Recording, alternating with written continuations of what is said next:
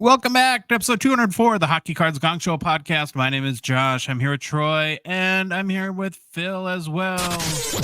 It's a Gong Show Super Show. Now I know to expect it. Now that we've done it enough, I know to expect the radio guy. Well, remember, these are $10 a piece. So my thought is if we play them 1,000 times, it's only a penny per play. There you go. Deal, huh? All right, what's up, boys? We had a card show weekend. Yes. Me and Troy, we went to a card show, and then Phil went to one as well. So where do we want to start? Let's start with Phil. Yeah. Okay. All right, so where were you today, Phil? I was at the local monthly Ottawa card show in the west end of Ottawa, and it was fantastic, but it was really slow. But it's the middle of the summer, so that's okay. Vibes were good. Yeah, but I really don't have much to say. It was just very generic. I didn't pull out my GoPro. There wasn't much going on. A lot of kids weren't there. I guess they're on vacation with their family.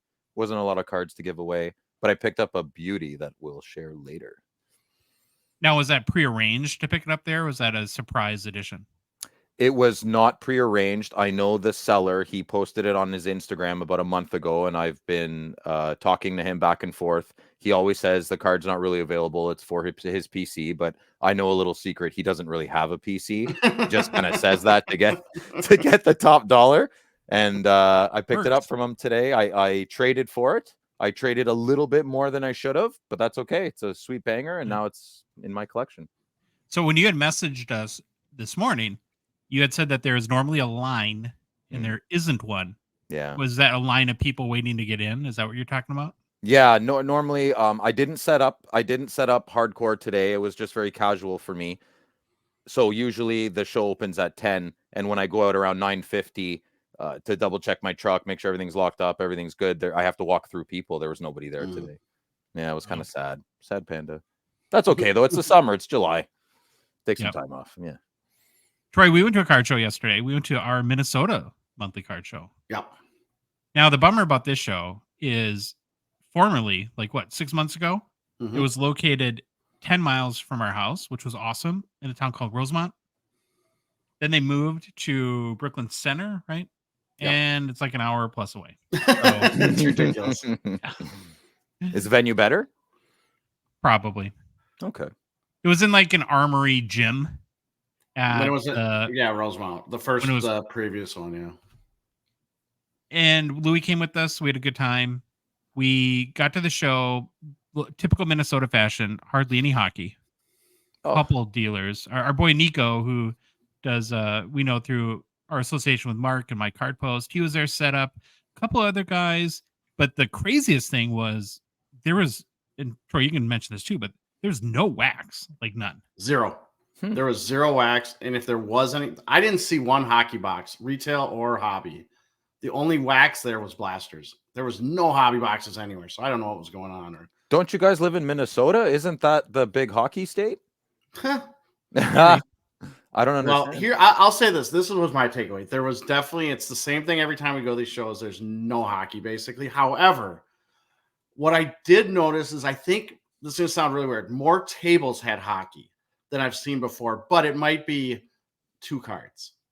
Interesting. So instead of 4 tables that would have some hockey, and maybe 1 table was all hockey, now it was like 8 tables, but they had very little hockey. But it seemed like more tables had like a couple of hockeys. There was the one guys that they have the banners as the hockey guys. They're always there. They have hockey, but they don't have a lot. They don't come with that much. We did find one guy that had a bunch of boxes with some stuff that was fun to hunt through. But that was about it for the main hockey stuff. What's the reasoning behind it? I don't know. It doesn't make sense. Football cards are king here. Yes, football, baseball, a little bit of basketball. They're just more popular. And even though we're in the U.S. too, that's the other one. Even though we say the state of hockey, we're still the U.S. There's a lot of room to grow. Yeah. Okay, Phil. Mm-hmm. Well, and when Troy says that there was like 2 hockey cards in a display case, what he means is like a Matt Boldy Young Guns Eunice Loops and Precept Dazzlers. That's basically what he's. Yeah. Is that pretty close, Troy? Yeah, pretty much what you. A couple Kaprizovs hanging out, but nothing crazy. Huh. It was a very successful show for me, though. Didn't buy a thing. Yeah. So I went on a mission, and I've never done this before. So not gonna spill the beans for personal pickups, but there has been a card that I've been coveting for a few weeks now, and about 6 times a day, I've almost gone on and bought it. But I kind of have told myself, it's like, I have so many cards. I got to start getting rid of stuff in order to add. It's got to be like, there's the one in, one out principle sort of thing. I have to start. I just can't be always accumulating because I'm being overwhelmed by my cards. So I told myself, no, you're not going to just go out and buy this card. You're going to sell stuff and then buy the card. So I spent some time, kind of strategized, went, sold the cards, got the cash, and then was able to buy my card that I wanted to last night. Josh, did you think of maybe trading the card for the cards you sold for cash? Did you try that first or no? The card was not at the card show. The card was on an online. It was on ComC. Oh, I understand. Okay, that makes more sense. So wasn't that part wasn't? I needed to come up with the cash. Okay. And it's a card that it's rare enough where you're not going to find it too many other places. Ooh, I'm excited. Troy, are you excited, or do you know what the card is? I already know what it is. 100% you're going to take a dump on it because you. Oh, yeah? I almost want to flash it up real quick and then pull it away. So no, don't do it. Don't do it. I don't have my glasses on, so it might be a good time to. I'll find out. I'm patient. All right, a lot to get into today, boys. Before we get started, a reminder: the Hockey Cards Gongshow podcast is a Patreon podcast. What that means is we rely on supportive listeners like yourself to help us cover our show expenses, produce more, and we hope better hockey card content, and then fund initiatives, even in a small way, to grow the hockey hobby. You can join our out of $1.99 support level tier via Patreon. It's $5 a month, and like I said, supports our show. It's very easy to do. You can go to our website, hockeycardsgongshow.com, click on the Become a Patron link at the top of the page, go to the Patreon website directly, patreon.com, and search for Hockey Cards Gongshow. There's a link in the show description if you're listening to us on a podcast app or on YouTube too. And then finally, a link in our Instagram and TikTok profiles as well. One new Patreon member since our last show, Thorson Collectibles, joined our out of $1.99 support level tier. Thank you, Thorson, so much. We appreciate your support and are very, very grateful. All right, Troy, you ready to the game plan? On today's show, we begin with the almost greatest NHL player to wear number 4, and it's crazy that this guy is considered the almost greatest NHL player. But anyways, next we take a look at what each of our favorite sets have been from each of the past, well, I said years, but it's 5 years. Next is hobby news, followed by a look at what puts the poo on Phil's shoe. I'd love saying that. Then it's off to new product releases, and we close out the show with the Gongshow Mailbag and any personal pickups. Okay, previously we looked at the greatest NHL player that wore the number that matched our episode number. We ran through all the numbers, so now we are looking at the almost greatest NHL player to wear each number from the runners-up in the Hockey Writers' Greatest NHL Player to Wear Each Number article.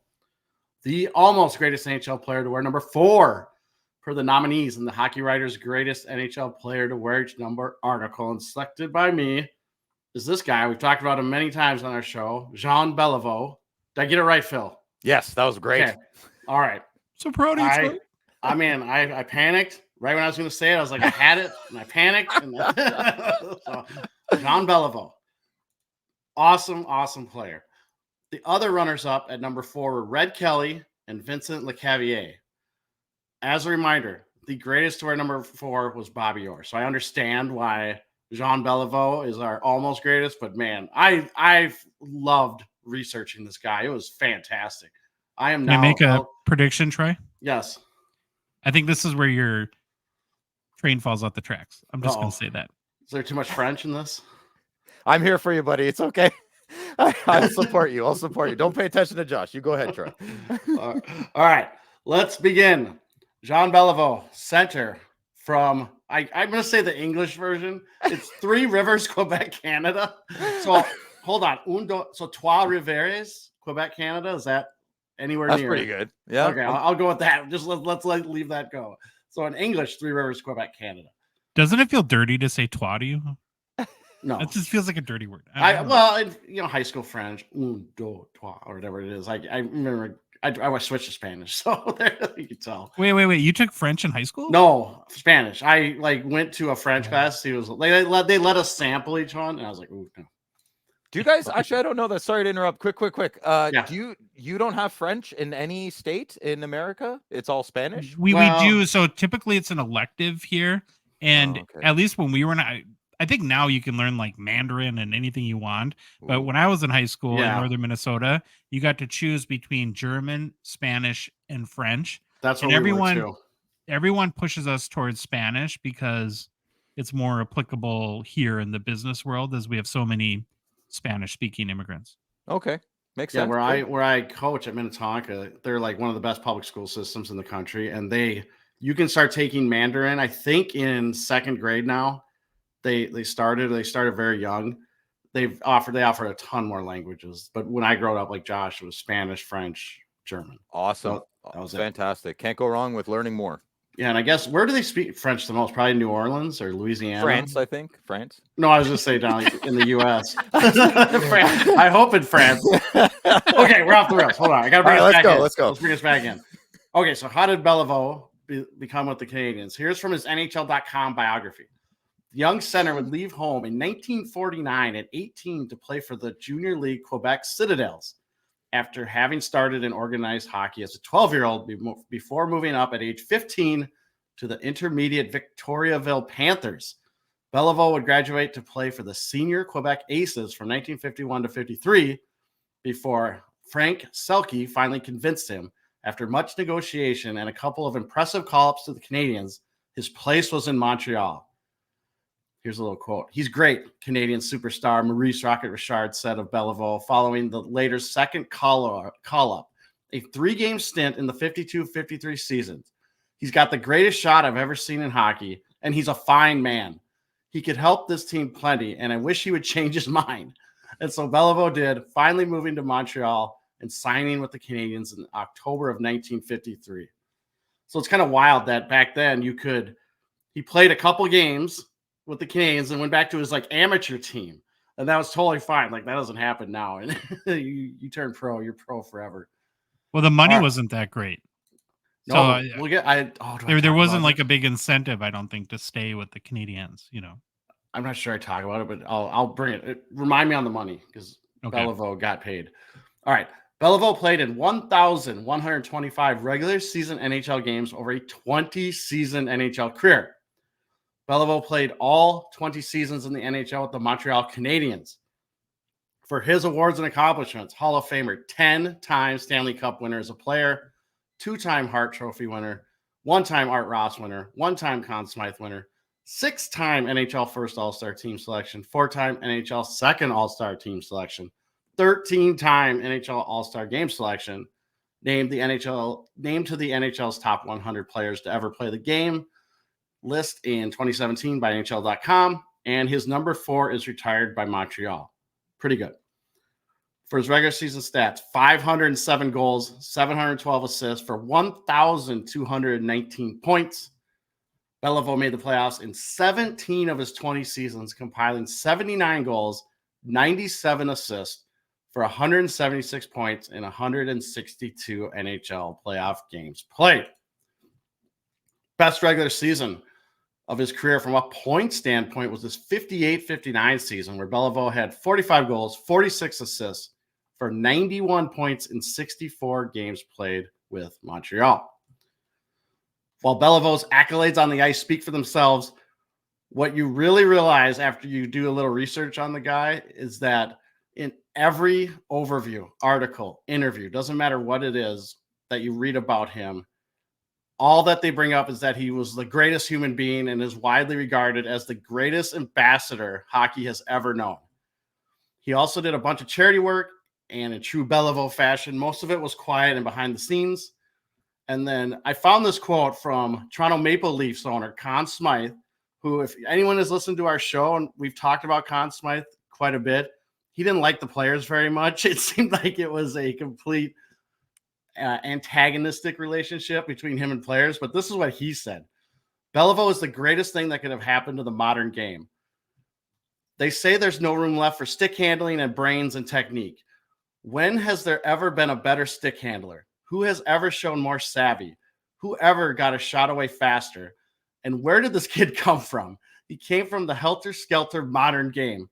helter skelter my eye. I don't know what kind of phrase that is, but it's fantastic.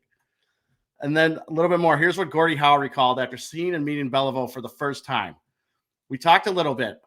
He called him John. So I'm going to say John because that's what Gordie Howe said he called him.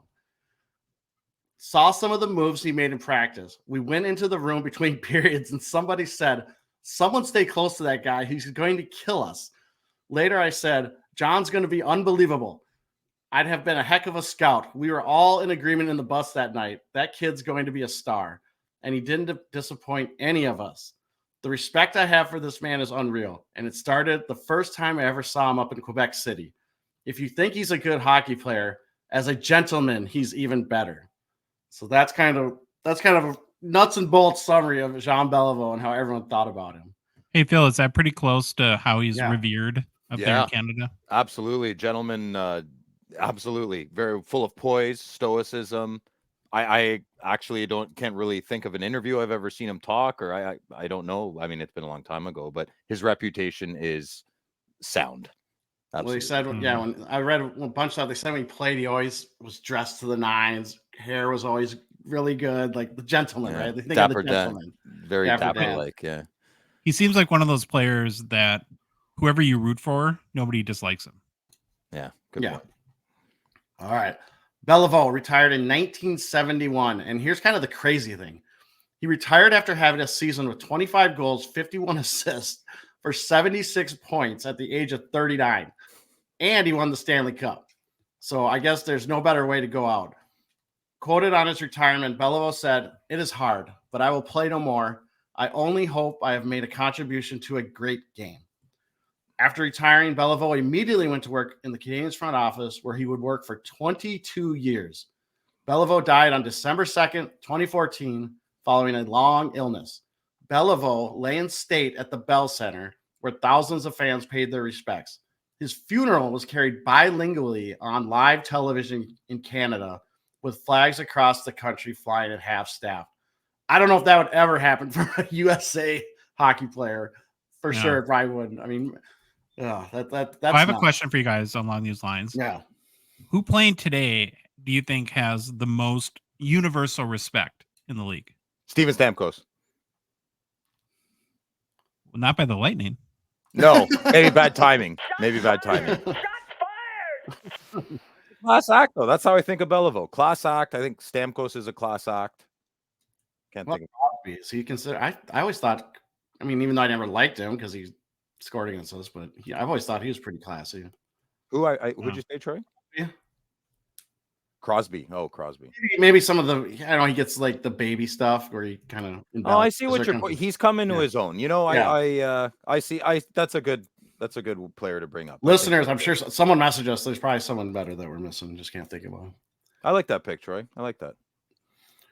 All right. Fun, interesting facts. Nickname, La Grosse Bill. Is that right? The Big Bill. I think that's what it means. Mm-hmm. La Grosse, G-R-O-S.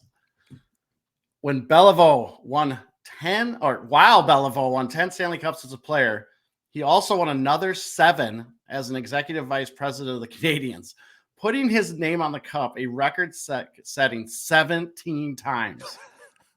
That's crazy. And I wonder how many of those are still on there, because they have to remove rings as it gets taller.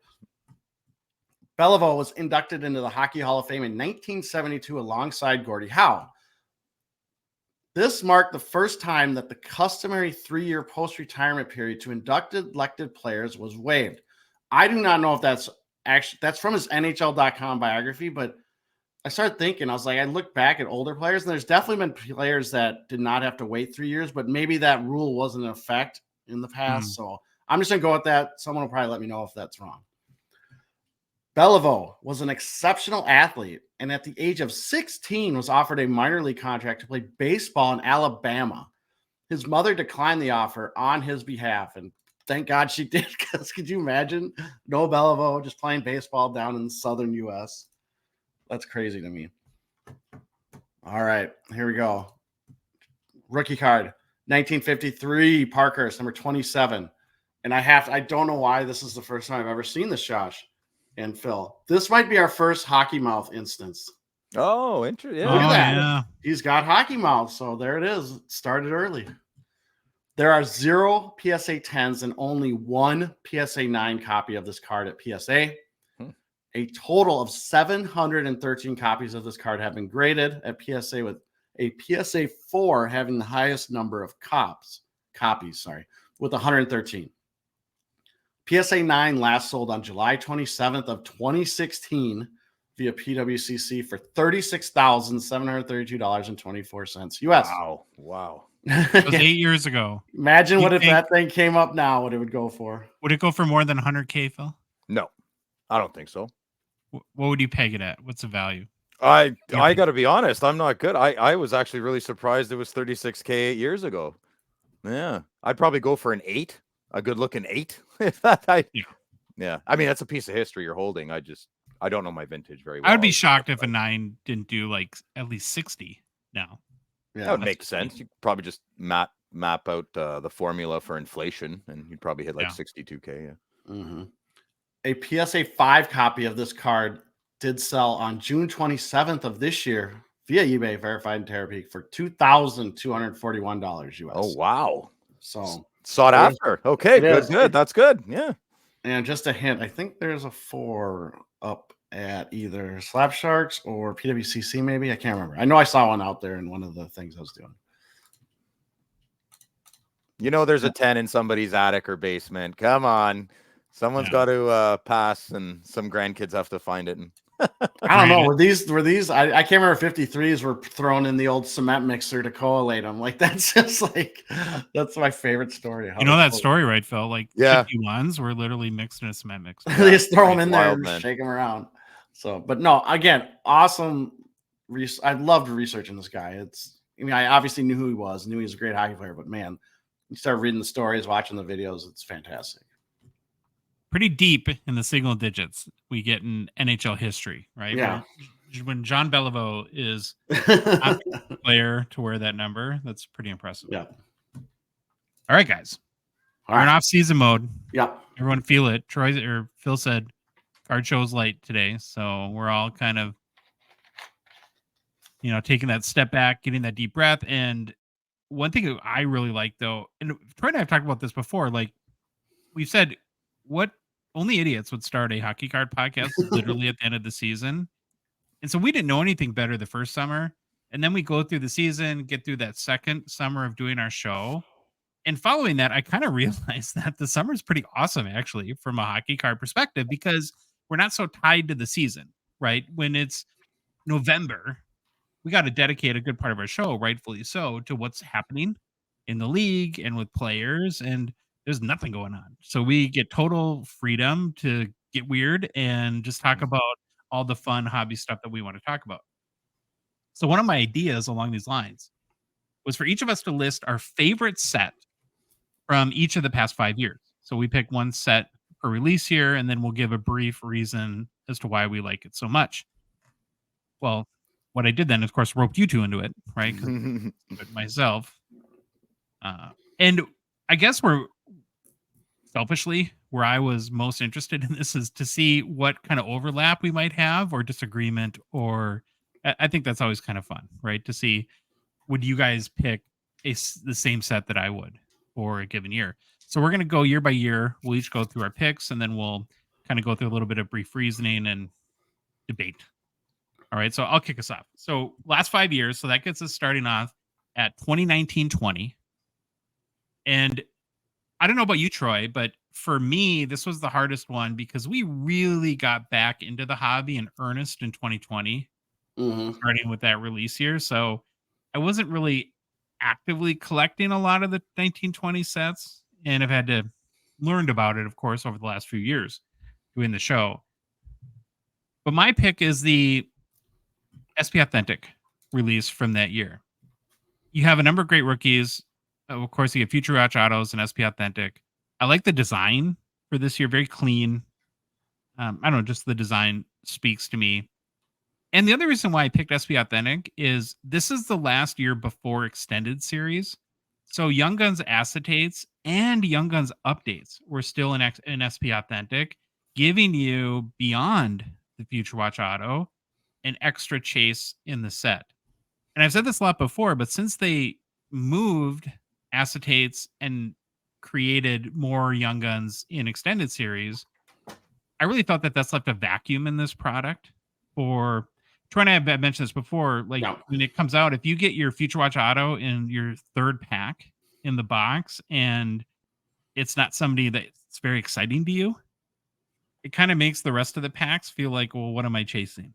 Yeah. At this point, there's a lot of like what I call maybe not so interesting packs, and so my hope is that they kind of they work on that and find like a really cool insert chase or something that could be unique to this product. But yeah, so I picked SP Authentic. Good choice. All right, good choice. You go next. Good choice. Okay, so here's where I kind of defaulted because I was trying to think about this. Like you said, 1920. I don't even know if I bought a 1920 box. I was trying to think of it. I definitely have some cards, but I don't even know I bought a box. But the one thing I do remember is that when we started getting back into everything, I remember looking at the cup because it's the high-end product, and it just put like a timestamp in my brain. It's like back at it, the high-end set. So I actually went with the cup for mine because that was the first time I really sat down and looked at the cup and was like, oh my, like this is really, really impressive, all the cards and how it's like the top high-end hockey product. Then once you learn more about it, where it has to be, that's the contract with the NHL. This has to be the high-end product.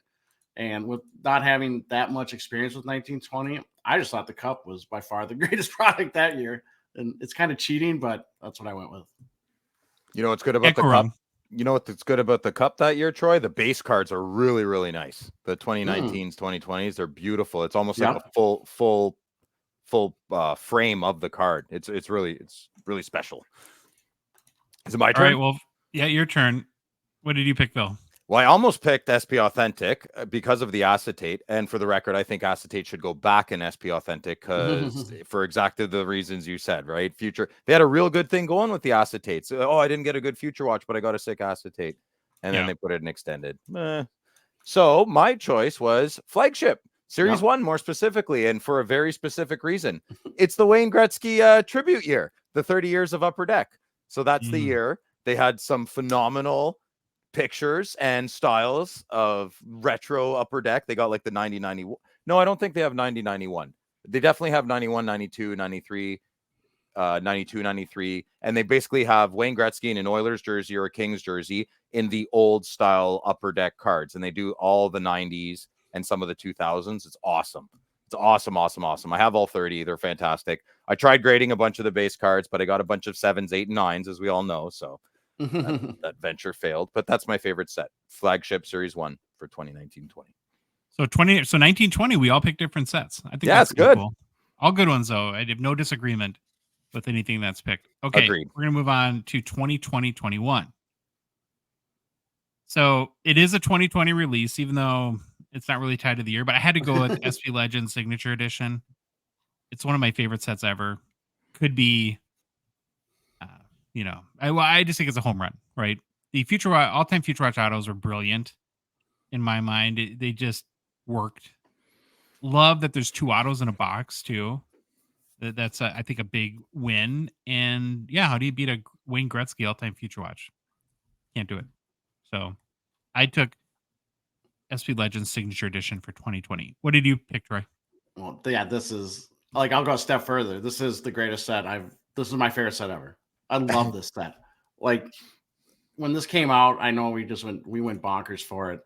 The all-time Future Watches are awesome. I'm going to show this. This is literally like 2 seconds before the show. Here's my ComC, me looking at every Future Watch auto, all-time Future Watch auto that's out there. So it's like, I just love this set. They hit such a home run with this. I want you to finish the set, Troy. It's totally possible. You can do it. It is. It's once you get to the Howe and the Gretzky, the Lemieux, the Yager, that's where you got to spend the money. You worry about that when you get there. Yeah, that's what I said. I started on the low end, but now I was laughing so hard because the first box I opened, I think I got a Tim Kerr, all-time Future Watch, who's in a Flyers jersey.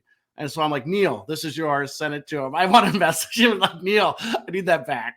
So can I have that card back, Neil? No, I'm just kidding. Neil, keep that card. You keep that. I'll go buy another one.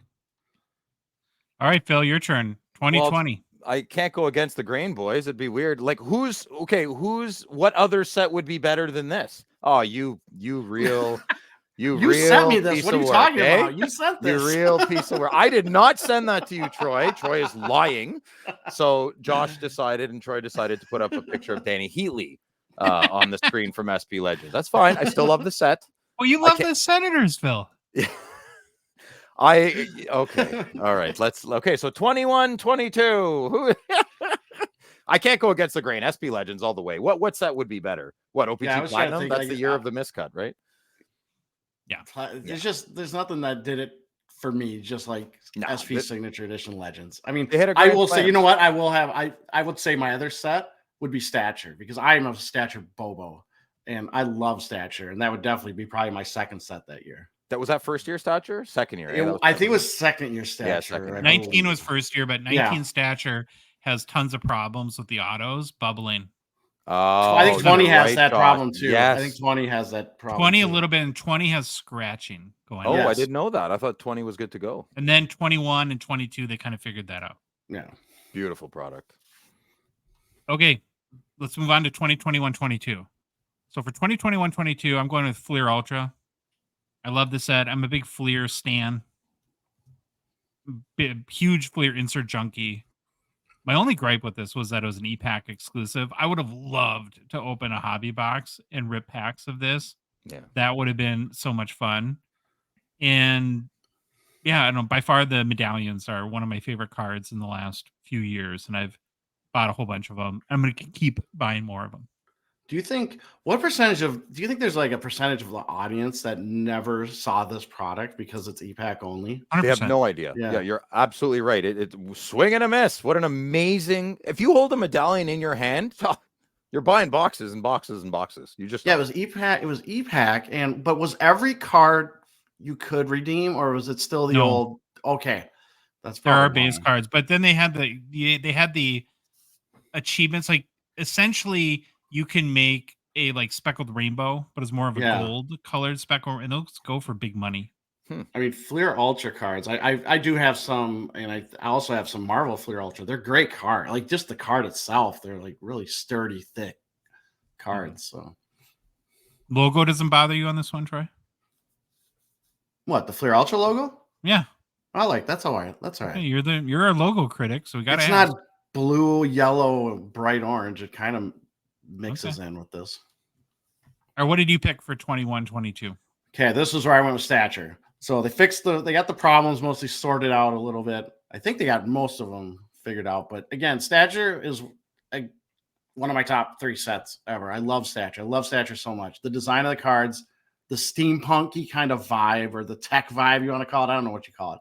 The year before this was I think a little bit more steampunk-ish, if you know that kind of design style. I just love the design of Stature cards, and I like the what's the word I'm looking for? Like how they're set up, the thickness, the type of printing they use, or the product. What's the word I'm looking like? It's the material. There we go. The material that they use on those. They're shiny. They're nice. I really like Stature. This set definitely got some of the problems figured out. The patch autos are fantastic. I will say the one holdback is the parallels seem to be going a little off the rails now, where we got the photo variant, the design variant, the photo variant, the photo design variant, but I kind of get what they're doing. The variant of the variant. The variant of the variant. I thought I bought Brady Kachuk's 101 patch auto, and it was great. Now there's 4 more. Yeah, it's like the 101 thing. Yeah, I gave up. I got 1. That's good enough. It's like the variants from the Loki TV series. It's you know what that is? That's the brass in the board meetings being like, okay, this is a great product. Now let's just figure out how to multiply it 5 times over. With we gotta make more. But I wish they would kind of dial that back a little bit. But they home run on Stature, the design. I love it. What's going on with Copfield's hockey mouth there? Yeah, he's got mouth guard mouth and hockey mouth. Whoops, sorry. Let me zoom in there. A little bit. That's a variant. Little double mouth. A little bit of jaundice there too from the picture. Yeah. But yeah, look at these patchmen. I mean, that's so nice. I love Stature. All right, Phil, what did you pick for 21-22? Well, unfortunately, Josh, we're too similar, so I picked Fleer Ultra as well. I know. But let's break it down a little bit. What's great about Fleer Ultra? You got the fabulous 50s cards. I didn't tell you guys I was picking this. I love those fabulous 50s cards. You got there's one with Sakic. You can get Lafleur, Gretzky. They're beautiful, just white, clean cards. The medallions, of course, are fantastic. There's also the ultra abilities. I love the ultra abilities, very comic-y. So those are good. I wish Well, you they would. picked this Ultra Team one, so that must be one of your favorites. Yeah. I'm paying no attention to the screen. Here's the if you're watching on YouTube, I just went out to ComC real quick. Thank you, Troy. There you go. That's what the 50s. Yeah, they're great. Very cheap set to put together too. Yeah. Yes. Why would they not print this and distribute it? It's like the EPAC guys. They gave them an ultimatum or something. But yeah, really nice picture of Matthews here. It's not a nice bit. It's blue on blue. It's a fashion faux pas. Blue on blue. It's brutal. Well, you're the one that picked it. No, I did not pick it. I picked it. I'm just like you saying that to you, like Such a hang up and fanboy. get mad. Oh my god. I'm just messing with you. We picked All this right. for him. We picked you for him. All right, let's move on to 2022-23. So this one was the toughest year for me to pick, and I ultimately decided to go with Allure because I think last year's set was awesome. The base cards are incredible. Maybe the nicest base cards I've ever seen. They all look like silver prisms, Mm-hmm. right? It's like they made them too nice almost. It's like, well, what are you doing this to base cards for? But just an awesome set. Big fan of the new additions to Allure last year too. So there were gold glitter bombs and doubloons. A 16-bit came back. I was able to get a Gretzky, so I'm maybe partial to it from that perspective. And later in the show, we're going to look at the 23-24 Allure checklist and be curious to see how they could top this, because I think if you look at especially like how a newer set progresses, I think there was a big jump from 2019 to the next year to 2020, and then a huge jump from 2020 to 2021. So, speaks to, I think, hopefully good things for the product going forward. And it's more of a collector set, in my opinion. Unless you hit a card like this, you're not going to get rich really on any. But if you just want a fun, cheap, maybe a box to open with you and your kids, or for you and yourself, where you don't want to be stressed out about like a $500 Black Diamond box where you got to hit a big bedard to make your money. It's a good one.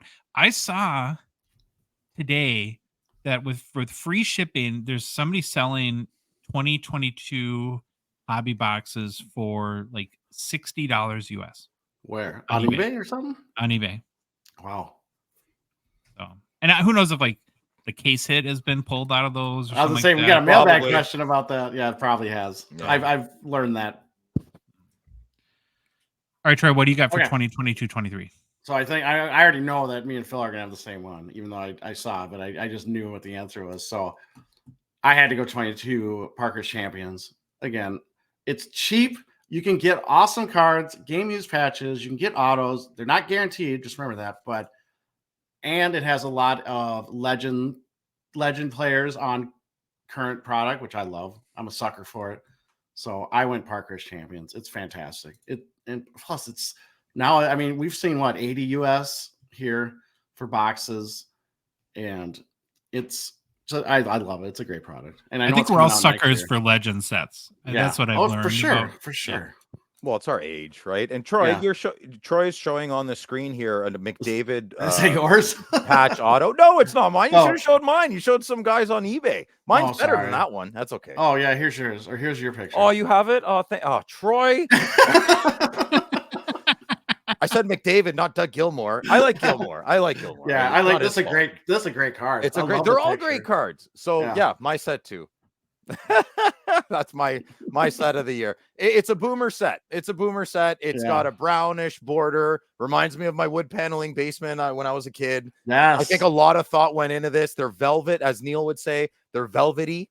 They're just I love it. The card white stock. border. Card stock. That's what I was looking for. Yeah, the card stock. There you go. Yeah, it's beautiful. It's just awesome. The patches are chunky. You even get napkin patches, which I've never liked, but I like them all over again. Great, man.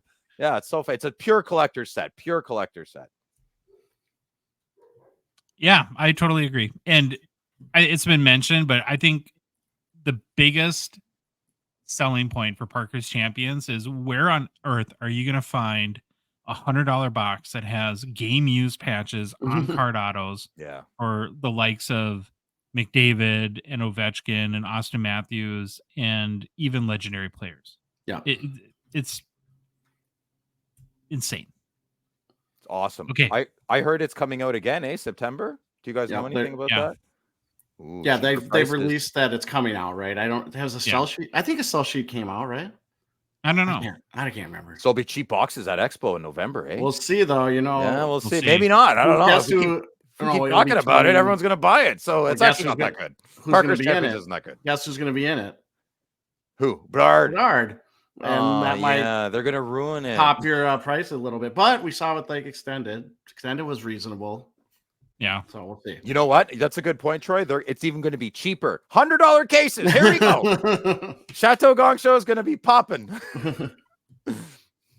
2023-24, we're, I think, less than halfway through the releases. So this is sort of a to-date opinion. Like, I can pretty much tell you that once EX 2001 comes out, yeah, I'd be shocked if it won't be my favorite. So to this point, I would have loved to have picked OPG paper, but I can't do the price on it. So I'm very anti $200 for a box of OPG paper. So I actually went with Extended series, and I'm honestly a pretty big fan. I know Extended has its haters there, but you've got cards for all the big rookies in Extended, including the Fantilli and Cooley Young Guns. You've got the Young Guns acetate, Bedard, whatever you think about the Bedard canvas, it's there, right? So if you don't like it, you can just flip it and more than pay for your box. Mm-hmm.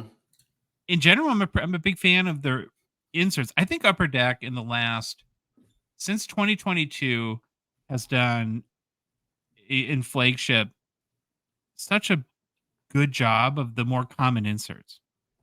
It's not that they can make them more valuable because they just print too many, but at least they look nice. And you're like, oh, wow, this is a nice card even though it's worth $1. I still enjoy it, right? Last year's was great too. Last year's Extended was awesome. Mm-hmm. And I think there's a lot of detractors out there still, but when we talked about in reference to SP Authentic, which it kind of hurts that product moving the Young Guns out of it and moving the Young Guns acetates. Well, it makes Extended really strong, right? And now they just need to backfill that product. So I went with Extended. All right. Right. I also went with Extended because I'm not a fan of 23-24 year. The pricing kind of ticked me off with all the Bedard stuff. I get it. I'm not breaking any news here. So I actually went with Extended because it was like one of the few products I actually did rip a lot, or not a lot, but I did rip, and it was actually a reasonable price. It didn't price me out. Where like Series 2 boxes, I was like, no thanks. OPG paper just still makes me angry. Like OPG paper makes me angry for the price that it is. But so I went Extended. Much of my reasons are the same as Josh's. It's like I think it's an awesome product. It's fun to rip. There's a lot of variation, and I never really got bored ripping it.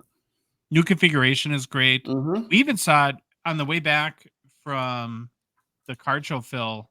Yesterday, we stopped by a local card shop that was on the way back that's kind of known for having good wax prices here. Mm-hmm. Okay. We saw for $130 US a box. Wow. Already down from 150. Yeah. Awesome. Motivated seller. Yeah. All right, Phil, your turn. Well, I feel like a wiener now. I picked OPG paper, but I'm not happy. Yeah, I'm not. Well, remember, happy we're all in different areas of I, life and everything, and I just complained because it's too. I didn't like the price of it. I know, and I should have taken that into factor. I did not, and I don't like anything this year so far. But the thing, if I had to pick, would still be OPG paper. I'm a big sucker for OPG Premier cards. I love them. I think they're great, and I just love ripping this set every year. It's a great. Yeah, it's very disappointing how they jack the price like that. It's disappointing. Like I keep praying the price falls at some point so I can just load up, but it's not though. So at the show today, box is $400. Series 2, Series 1 boxes again. So all Canadian $400. Yep. Wow. Not 380, not 390. I saw only 400 today. Only 400.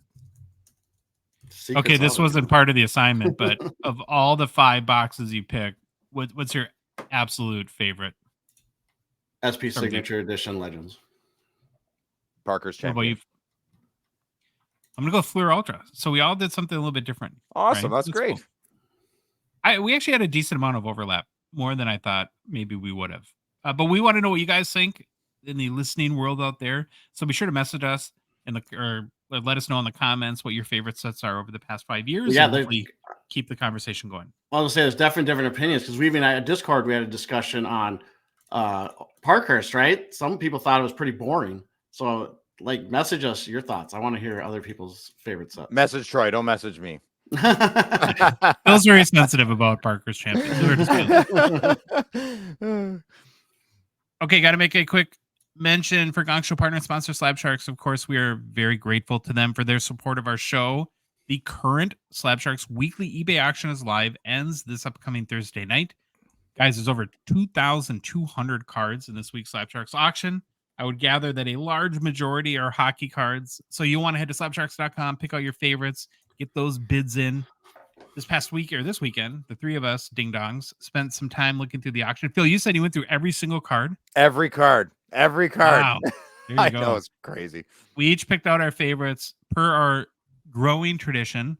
We're going to start with Troy and let Troy go through his favorites first. I did pick out my favorites, and now I can't. I didn't put them down. I didn't write them down, so I didn't know what they are anymore. Like, hold on. All right, you want me to go? There it is. No, I can do it. Here we go.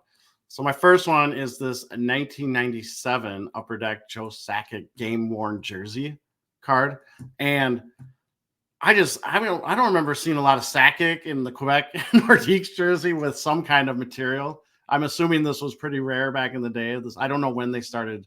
Josh, you might know when they started putting game worn. This stuff set, in. Troy, is known for the Gretzky, and it's the first game used. This was the first one. That's why I was autograph. sticking. Okay, that's why I was sticking out to me. So I went with this one because I think this is a great card. It looks beautiful to me. What year is this, Troy? 1997. What a card. That's a beautiful Joe Sakic card. Yeah, so this one, I'm gonna see what the bid is right now. In US dollars, it's at 100. Okay, 4 days left, so it'll go up. But I think this just looks like a great card. And then my second card is a Johnny Bauer, and I believe this is 2015 chronology. I'll look it up here while we're on, since I forgot to write it down. Johnny Bauer. It's a sticker, eh? You know that? It is a sticker, but I just, what are you gonna do with these older guys? I know. It's just they didn't sign the card though. I can't stop thinking of that. I know. It's a 2018. Sorry, 2018 Upper Deck chronology. I get it. It's a sticker, but I've kind of just lived with. I'm living with them. No, good. You're a better man, Troy, than me. That's what I have to do. Sometimes I figure out this is what you have to do. But again, Johnny Bauer, great looking card, no mask, crazy equipment that weighs 500 pounds. I love it. Okay, my two picks. A very Maple Leafs themed to today's show, which Phil will love. But I picked a 2019 Upper Deck Buybacks Austin Matthews. It's a 2016 OPG rookie auto out of 15 and numbered, which, hits me in all my hobby feels. I just think that beyond Matthews, of course, a good player, that this is a perfect design for a hockey card. I love this design. It's a good design. And the auto works in the spot it is with the buyback. Sometimes it's, the auto can get lost on the card when the card wasn't intended to have an auto in the first place. And I think if you were an Austin Matthews fan, I am, but I don't collect him. Maybe I should say if I collected him, this is a card I would want 100%. Like I would be all about this card. Then the next one I picked is a 2014-15 The Cup Pavel Datsyuk limited logos out of 50. New Hall of Famer Pavel Datsyuk. Patch is amazing on the card. To me, limited logos is about as good as it gets. In full disclosure, even though it's kind of ridiculous because I don't have a valuable collection. This is a card I do own. I own one of the 50. Yes, I do. Nice. And so that being said, I hope it sells for $4 million. Datsyuk is very reasonably priced. Yeah, that's a great card. All right, Phil. Oh yeah, my clear cut. Vanacek. Yeah, I just I'm not bidding on it, and yeah, I know it's not an acetate, it's just a clear cut product, and it's a future watch, and the autograph's horrible, but I'm really getting into clear cut lately. I way to sell it. You would make an amazing salesman, Phil. I'm a great salesman if I believe in the product. I believe in Clear Cut. I just don't like the player on there. Well, I mean, I don't have any feelings towards him, but when you sent your pics over, yeah, I'm like, is this a joke or No. Vitek Vanasek? Really? No, I don't care about the player. I just wanted to talk about Clear Cut Future Watch. Yeah, that's right. So I think they're little gems like the Future Watch acetates. I know it's a different product, but the Future Watch Clear Cuts, no one's paying attention to them, and I think they're pretty sharp cards. The autos pop up. They're clean. There's not a lot of noise. They're pretty cool. Yeah, that's it. Then the next one. Yeah, I picked it for comedy reasons. Yeah, Luke Hughes. Thank God, because I'm like, I'm not going for this card, but like, obviously, someone grabbed him by the ear, rolled him out of bed, and said, that's what I thought. Like, get in here, take a picture. So, if you're listening, it's just Luke Hughes' draft card, and it's a beauty. It's a beauty. I love this kid. He's fantastic. Yeah, that's good. His mom has that card right on her fridge, 100%. Would you smile? Would you smile? Well, if you're a Canadian hockey cards collector, we'd strongly recommend checking out Slabshark's eBay consignment services because they make it very easy to sell your cards. They basically do all the work. You just ship them to Slabsharks or drop them off at one of the many shows they sponsor, and they basically do the rest.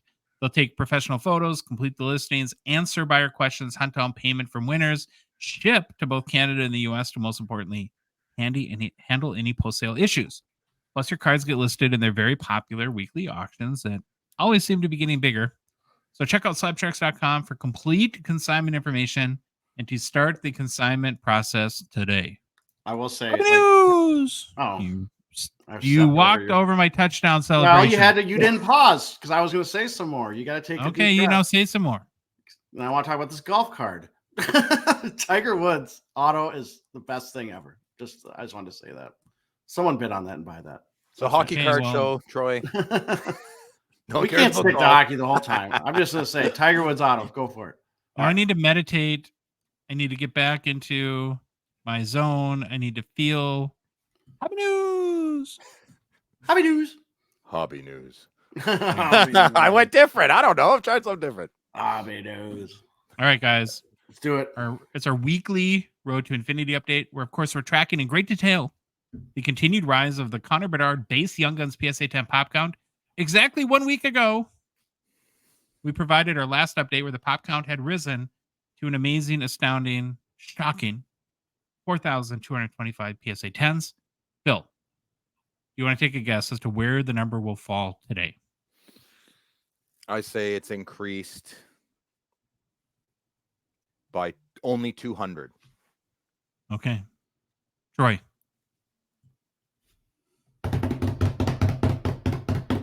No, you got to guess. Premature drum roll. I thought I was doing my drum roll. What is he doing? Why is he drum roll? I don't know. What was it last time? 4,100? As I always thought. I'm going to say. Thank you guys for paying attention to our show. I'm the one who's amazing. I'm going 4,350. Awesome. I'm adding 200 to what I think it was, even though I'm probably wrong. It was 42.25. Oh, God. Okay, so 42.25. I'll say 44.75. All right, the guesses are in. It's all on the line. As of the latest PSA pop reports and verified in TerraPeak. Wait a minute. No, it's not. As of the latest PSA pop reports, the Connor Bedard base Young Guns PSA 10 pop count now officially sits at, drum roll please, Troy. There we go. It's a motorboat. I did the double that time. That's the double motorboat. Thank you very much. Okay. 4,391. Oh, that's sad. Phil wins. An increase of 166. Now, last week, the increase was 148. So we're picking up a little bit of steam this week. Oh, those e-packs are coming through. That's right. That's what I want to say. Those e-packs are coming through. So far, boys, 9,585 copies have been graded. We're getting close to the 10K mark already. Think how much money PSA has made just grading Connor Bedard. Lots and lots of money. Yeah. Gem rate now sits at 45.8%. And we'll be back next week with another update. All right. Jeez. All right. Got to move on to a nutty story that we've been sitting on for how long? Yeah. For a week or two now. We knew about it like a week and a half. We're talking about it? Yeah, good. We have to. We finally got everything confirmed. It's public, yeah? Yeah. Okay. So a couple weeks ago now, a friend of the show reached out and said he has a friend that had just opened a very crazy and wild case of 2023-24 extended series. In the case, there were 2 full sets. Pay attention, guys. 2 full sets. All 50 cards of the Young Guns and first round rookies were all high gloss. So that's 100 total Young Guns and first round rookie high gloss cards. But it doesn't get, that's not where the weirdness or craziness stops. None of them are actually serial numbered. They have the little kind of tape like mark that Upper Deck, the treatment they must put on the card before they run it back through and give the serial number. So none of them are numbered, essentially. So we helped notify Upper Deck. I'm sure the person that opened these or people that opened these reached out to. And then according to a Facebook post from one of the collectors that opened a few of the boxes in the case. So this, I think, came from one card shop, that Upper Deck, and this is according to this person, Upper Deck confirmed to him that these are not, in fact, extra cards. Because by getting them that are non-numbered, you think, well, did they print 20 of the 10 in case there was an error or something like that in the serial number, and then they just forgot to throw the rest away and they ended up in boxes? No, these are part of the 10 high glosses for each of the card. And but they're uncorrected errors, right? Is that what we're going with? Yeah, because they were never serial numbered and they were just thrown in. So they're all thrown into one case. So basically 20% of all high glosses of Young Guns and first round rookies from extended series are in one case. Now, we didn't get confirmation from Billy or anyone at Upper Deck independently because it's the weekend here and didn't want to bug them. So we're taking here the collector's word on it, and so that's going to be our assumption until we hear differently. But assuming that it all checks out, a very, very nutty case. And I think this guy who had posted on the Slab Sharks Facebook group had mentioned he bought a box, got like 20 some, 30 some. Then they opened up another box. He opened another box, got more. Then the owner of a card shop opened up another box from the case and got some more as well. And so when it was all said and done, the case had produced 100 high gloss cards. Woo! That's a big number. Big number. A lot of questions here, right? And so I'm going to start off with, how valuable do you think something like this is? Do you think that, like, would you want to, if you were going to sell these, like if you had bought this case and opened it, would you try to sell them as a set, or would you try to sell the piece amount individually? I think to me, it almost would be harder to sell, but probably has more value as sort of a complete set. Do you guys agree or disagree with that? I don't think you could sell any of them because they're not numbered. I'm a big high gloss guy, and I'd be like, oh, sweet, what number is this? There's no number. I would almost think it's fake. Like you need to make this story very, very public, and I'm sure it will be, because what are these, 7 out of 10? Are they the first 1 out of 10? High gloss. Well, you got to wait until all the ones are found. Yeah, see which one's missing. And that's also called very suspect. Like, I know. Well, if it was me, I would want provenance from Upper Deck, like something signed by them on their. I don't know if they would do that, but I would release a statement. Certainly ask for it, and they got confirmation, so maybe they would be open to something like that. Yeah, and that's what I was going to ask too. Is in your minds, is it more valuable or less valuable that they're not numbered and that they're an error? What do you think, Troy? I don't know. Sometimes error cards go nuts, and there's probably a certain amount of collectors that like them. But I'd probably try to get rid of it. Man, I don't know what I would do. Probably as a set, but it'd be easier to get rid of them as probably individuals. But yeah, I have no idea what the market is for some of these things. I know we saw some rumblings of guesses on the value, and I was just blown away. Well, somebody said 750,000. 750,000. I'm like, what? Who would pay? I mean, maybe if you get the provenance, like the statement, and then you get, I don't know if you can figure out, maybe there's 2 complete sets or high glosses or that get out there that you can figure out, okay, it's number 7. That's all missing. Maybe then you could get some more people. I don't know. It's just weird. I don't know. I personally, I would never want these. I don't want to buy these. You're going to have to, nothing for me. Imagine being the owner You're going to have to, every time you pull out this card, you're going to have to tell a long story and sell the story with excitement and enthusiasm. Oh, exhausting. I'd stay away from this as far as possible. What about Upper Deck using these as buybacks or something? If they, that's a good idea, Troy. I feel like that's what Fanatics seems like that's what they would do with all the buyback stuff they've been offering. They would say, okay, Error, we'll buy them back, for a crazy amount, and then we'll make them out of 2 or something like that and have them get them autoed. Or the only thing like with that though is we think, now again, this could be wrong, but there's 2 people that we think that have all these, right? This is what we kind of figured out. One person that posted, and then the owner of the card shop. So it wouldn't be hard to track them all down if they wanted to go that route. Mm-hmm. And I think that they'll be able to figure out what one of 2 serial numbers they should have been once all the cards come to light, if they ever do, though. I don't even know how many cases a high gloss card, all 10 are known. Well, are all 10 Brady Tkachuk Young Guns high glosses known, Phil? I know where 9 are. There's the 10th I can't track. Okay. Yeah. So the high gloss collectors are hardcore. I'm telling you, this is a little bit of a bigger issue, I think, if it's not handled properly. Mm-hmm. I would never buy a Brady Tkachuk high gloss without a number on it ever, unless I knew a story or like I don't know, what's that P word? Provenance? Provenance. I don't know what that means. Yeah. So anyways, I'm assuming that means a guarantee of some sort. Mm-hmm. It's kind of like a history. Yeah. That, because I think the biggest thing is, if you were to be interested in these, to know that they're actually of 2 of the 10. Yes. Not extra ones. Yes. Right. And I would need that laminated and framed in my selling booth. I'm a big Brady Tkachuk guy. I'm using that as an example. I would not go anywhere near it because it's in our world, everything's fake, right? Everything. That's too good to be true. That's fake, or blah, blah, blah.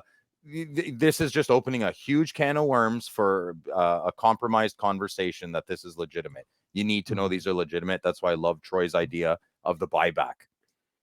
Yeah. Now, here's a more, I think, interesting question that relates to all of us. The fact that now we know that 20% of all the high glosses are off the board. Does it make you less excited to maybe pick up a box of extended series, or not, or does it not matter? To me, it does not matter because I would never assume I would get a high gloss. So it wouldn't come into my mind. Doesn't affect me at all. Yeah. What about you, Phil? I can't tell you how many cases of flagship I've bought over the years, and I've only ever hit 2 high gloss ever, and I don't even remember the players' names. It's just, it's not something you're going to get, probably. Well, we'll keep following this. And hey, again, we say that to us, 750 seems a lot. I root for everybody in these situations. So if you can get 750 grand for this, go for it. Go for it.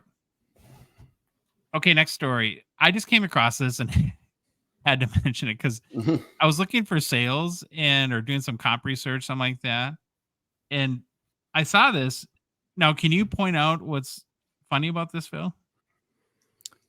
On first glance, I can zoom into not the picture. Right, what's peculiar? It's an eBay sale of a 1990 OPG Premier Jaromir Jagr rookie BGS 10, but who sold it? Oh, PSA. That's a bit funny. Well, remember, as part of the Collectors Universe deal with PSA, where Golden was being bought by PSA, and then Golden was bought by eBay, and then the eBay Vault was bought by PSA. Oh. Now, through the Vault, you can list your cards on eBay. So you have this, I don't know if the word, the hardest word to actually get right, or the thing to get right, is irony, right? But it is kind of funny to start to see BGS cards being sold by PSA on eBay. Yeah. Starting to roll out, eh? But it's a broader indication, though, that that this integration is, you're starting to see it now in action. So this was probably a collector. This is someone's card, right? That was in the vault that they wanted to sell. It's not just like PSA throwing up cards to sell that they don't. It was someone's card, and it sold for $2,500 USA. Or by the way, it was Okay. someone's card that was either in the PSA vault or was in the eBay vault, which all the cards then were transferred to the PSA vault. Gotcha. And I'll say it again. I've said it 1,000 times. I don't get vaults. I don't understand. I think people use them for trying to not pay taxes, but they don't realize that just because taxes aren't collected doesn't mean they're not owed. Right. Is that what I it mean, is? if you're playing the investment, if you're playing like a flip investment game, I can see a vault being useful because then you don't actually have to take transfer, or you don't have to get the thing and waste that Pay time. for shipping and all that. Yeah, it's just automatic stuff like that. I could see it, but yeah. So look for more eBay listings of that are offered by PSA, essentially from the vault. I don't know. I just thought it was kind of funny to see a BGS card sold by PSA on eBay. All right, we're all excited. Roy and I are slightly nervous, but it's the time. It's that time of the show where we're back with another edition of Time to find out what puts the poo on Phil's shoe. It's too much. All right, Phil. The floor is yours. All right. And Thanks, Troy, boys. brace yourself. That's okay. Don't be nervous. Don't be nervous. Nothing but love. So thank you to everyone last week who watched and listened to the segment. Very flattered with all the direct messages I received, even the mean ones. Thanks, guys. I appreciate it. Yeah, objective obtained. I got a good conversation going. In a world of scaredy cats, it was good to get back to civil discourse. Nobody can get hurt with noises our face makes, folks. We'll be okay. So I'd also like to make a general disclaimer that I thought was a bit obvious, but maybe not so much to certain people. My rants are my opinions. I may present the odd fact to support my peculiar opinion, but please, very important here, I am stating thoughts and opinions of my own, not the show's, not Josh or Troy's, not Sylvain's, not what the hobby in general. I'd like to think I maybe represent the hobby in general on a collector's side, but overall, it's just an opinion, folks. That's all it is. I'm loud, I make eye contact, and I'm passionate. We live in a world where eye contact is a little confrontational, but I'm sorry, in my world, that's called respect. This is like the infomercials on TV at night. The views expressed by Phil are his own and not the Hockey Card Gongshows. I thought it would be a good thing to lead off with. Go for it. Okay, here we go. Subjective grading is a big dump on my shoe, relatively speaking. So this week's topic is more of a little turd than a dump. It makes my eyebrow twitch kind of thing, but it's no hill I'm willing to die on. So what is the topic? Hobby advertising. So a definition I found on the internet would be an advertisement tells your potential customers what they can expect to gain when they use your company's goods or services. Most often, your brand promise will be implicit. That is, it will be subtly embedded in your brand identity rather than explicitly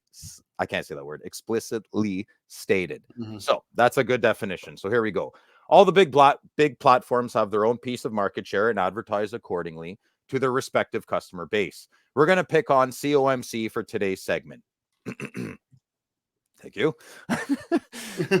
What you see on the screen, to all our listeners, is a COMC Facebook sponsored ad that came across my feed. This ad is conveying a few different services provided by COMC.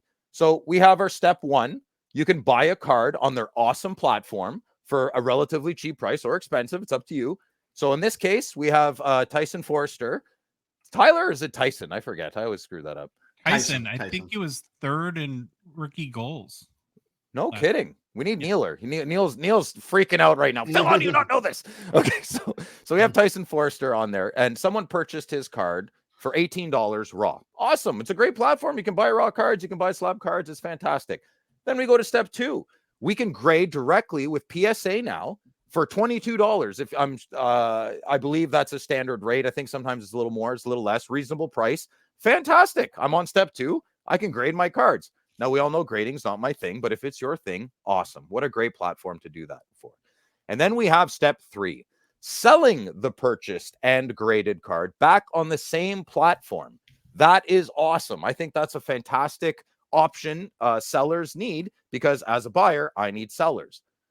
What I don't like, what the turd on my shoe isn't with step one or step two, not even really with step three. It's what's included in step three, and they added their little blurb. sold for a 400% markup. That is the thing that cheeses me to no end. The graded card flip with multiple X returns and the normalization of it. We all know it happens, and as long as there are buyers, there will always be the graded card flip bro looking for the big payday. Okay.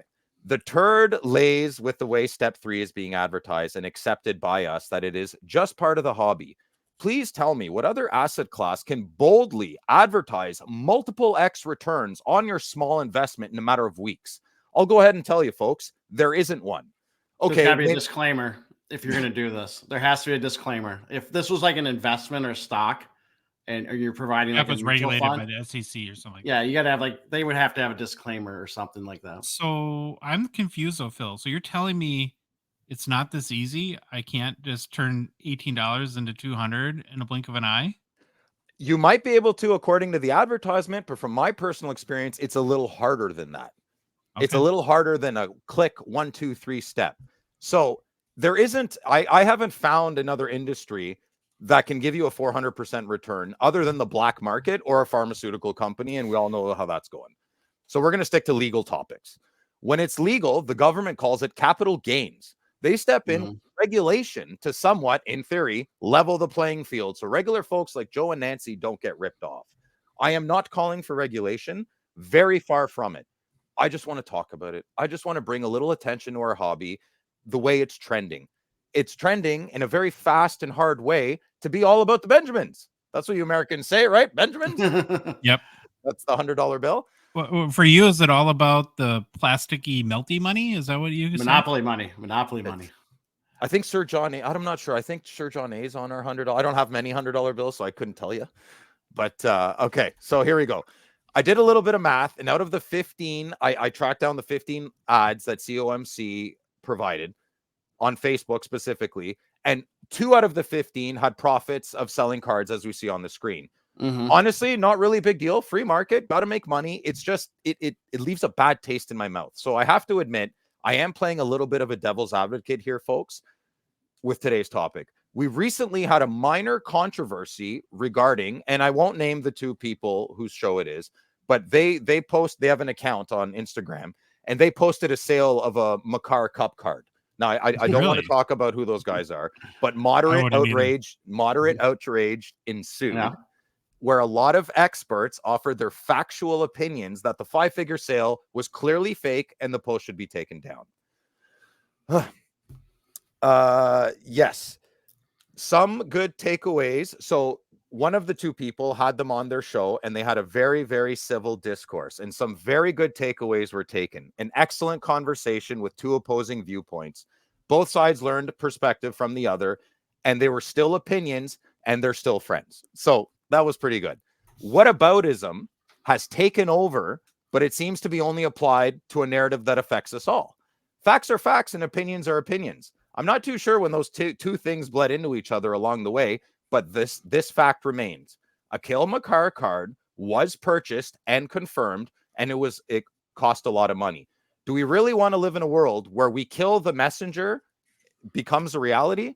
That term came from the Dark Ages. Let's not go back there. It's not fun. It's smelly. It's gross. There's no hygiene. We don't kill the messenger. It turns out the sale was completely legit. 100% paid for. The buyer bought the card and is very happy. So whether you believe it or not, there's a fact that remains in this entire conversation. The post or the sale remains in Terapeak accessible by everybody. Everybody. I'll leave you with that. So let's tie all of this back to the turd on my shoe. Where are all the people defending the thing that might happen? Why is nobody up in arms that COMC's advertisement is somewhat misleading? What if a new guy comes into our hobby and buys a Tyler Forster card on COMC, grades it with PSA, gets a 10, and he only made 50% gains? What happens there? Will he be happy? He didn't get his 400. We know what's going to happen. They're probably going to get upset because they were a little bit duped, a little bit misled, and they're going to leave the hobby. Happens all the time. So to clear things up a little bit here, I love COMC. I use it every single day. It is a fantastic platform with a plethora of tools you can use on it. If grading is your thing, go ahead and grade it. One-stop shop. If you want to buy some raw cards, go ahead. Buy it on COMC for probably a much cheaper price. let's stay focused on the turd on my shoe for today. It is specifically with the direction big platform companies are trending, and it's to the almighty dollar. You can call it grandstanding, you can call it virtuous, you can label my thoughts whichever way you like. If you want, focusing more on profit making as a priority in our hobby seems to have taken over, and it upsets me. I'm allowed to be a little disgruntled when the hobby is turning a certain way that it just kind of leaves a bad taste in my mouth. Earlier this week, I vented in my group chat about the things I have talked about today. There was heavy disagreement with a certain member, but some good points were also made against my opinions. So I'll end with a quote from my very good friend who disagrees with me. The hobby is vast and complex. Everyone has their own approach, niche, I'm not sure which one it is, or system that they figure out over time. This, in large part, is why the hobby is such a beautiful place, in my opinion. No one has it completely mastered, and everyone involves into the type of hobbyist that they choose to be. Some want to make money, some want to spend money, some want to spend the hobby money that could make them help to grow their own PC in a cost-effective way. Very good point. Then we have everyone in between that. Unless you're ripping people off or have predatory practices, there's no right or wrong way to hobby. End quote. Very well said. I agree with everything that was said, especially the end, especially the part of ripping people off. Maybe my issue lies with the definition of what a good business is, or the definition of what ripping people off is. But where I come from, and I own my own business, folks, and so I am in business, making 400% gains off of somebody, to me, is a definition of kind of ripping them off. Call me crazy, call my opinion nuts, but that's the turd on my shoe. That's it. All right. A lot to think about. Good topic, good conversation. So I actually have, I guess, a couple things to say on this, because I've worked in advertising and marketing for a very, very long time. And there's, yes, in some cases, like Troy, like if it's a regulated industry, you need disclaimers. But any form of advertising, really, over the last almost 15 years now, has needed I'm talking from the US perspective, from you need claim substantiation. So there was a period very early on in internet advertising where Obama gives you money to go back to college and everybody makes $200,000. More probably appropriate to, as an example, are take this pill and lose 25 pounds in the first week. Right? Is that in order to make a claim in advertising, you have to substantiate it as a normal or expected result. And so maybe you could take some sort of criticism that this is not a normal or expected result. And so I think that's probably, Phil, where I would align with you on that. But then there's another part of me too, that the nature of marketing is to present the best case scenario, right? We don't see a car commercial and they talk about, Jaguar doesn't do commercials about how they're the least reliable car on the market. Right? Yeah. And so to some extent, I'm not excusing ComC in this example, but there is a little bit of natural sort of presenting the best case scenario that's going to happen, but you do have to substantiate those claims. And then I want to get your input on this too, Troy, but as far as the infatuation with the fiscal side or financial side of the hobby, I don't know. I kind of look at it like there's, that maybe it makes the hobby gives a wider appeal, that there probably are people that look at it for, I'm trying to build an asset class or portfolio, and good luck, because I sure don't know how to do that. And that love it or have interest in it beyond just the love of the cardboard, and maybe the same reasons that we do. And then I ask myself, is that a bad thing? Or are there just different ways that people can enjoy the hobby, and not everyone has to enjoy it the same way we do? I don't know. Does that make sense to you, Phil? No, you made excellent points. And I do have to chill out on I don't like it when one of my good friends thinks I'm trying to stand on my soapbox and preach some morality that I come from. That is not the case in any way, shape, or form. There's some things that leave just a nasty taste in my mouth. And I see it. You see it at card shows. You see people taken advantage of. And I'm a big, let the chips fall where they fall. If you're a bit naive, you should learn a few lessons. And if you continue to be naive, well, you get ripped off all the time. A big thing for me was the irony of kind of what you went through this past week with you can't do X because YZ might happen. Okay, well, I just found an example that no one ever talks about, ever at all. And, you know, so you COMC can't, no one's attacking COMC. You can't put 400% because some guy, and like, where's the moral outrage for that? When there was moral outrage for your Makar post. So I tried to loosely connect the two in a weird devil's advocate way. Yeah. And in general, those things bother me, you know, so it's just funny how certain things bother certain folks. And the same thing can happen in the same category, but they're just like, oh, whatever. It's just an advertisement. Okay, no problem. It's no different to me than what you went through this last week. What do you think? Thoughts? My thoughts are with this. Let's go back to the COMC advertisement. So they are presenting this as you're making money. It's an investment, or you're flipping, you're making money. I don't know what industries can do that and not have to like put. I mean, I'm not saying regulate the hell out of it or anything. No. There should be something that says this is not typical, or these are not typical results, because they're presenting this as you're going to make money, and it's a little disingenuous because this is not probably an a normal circumstance. So I'm with you from that standpoint.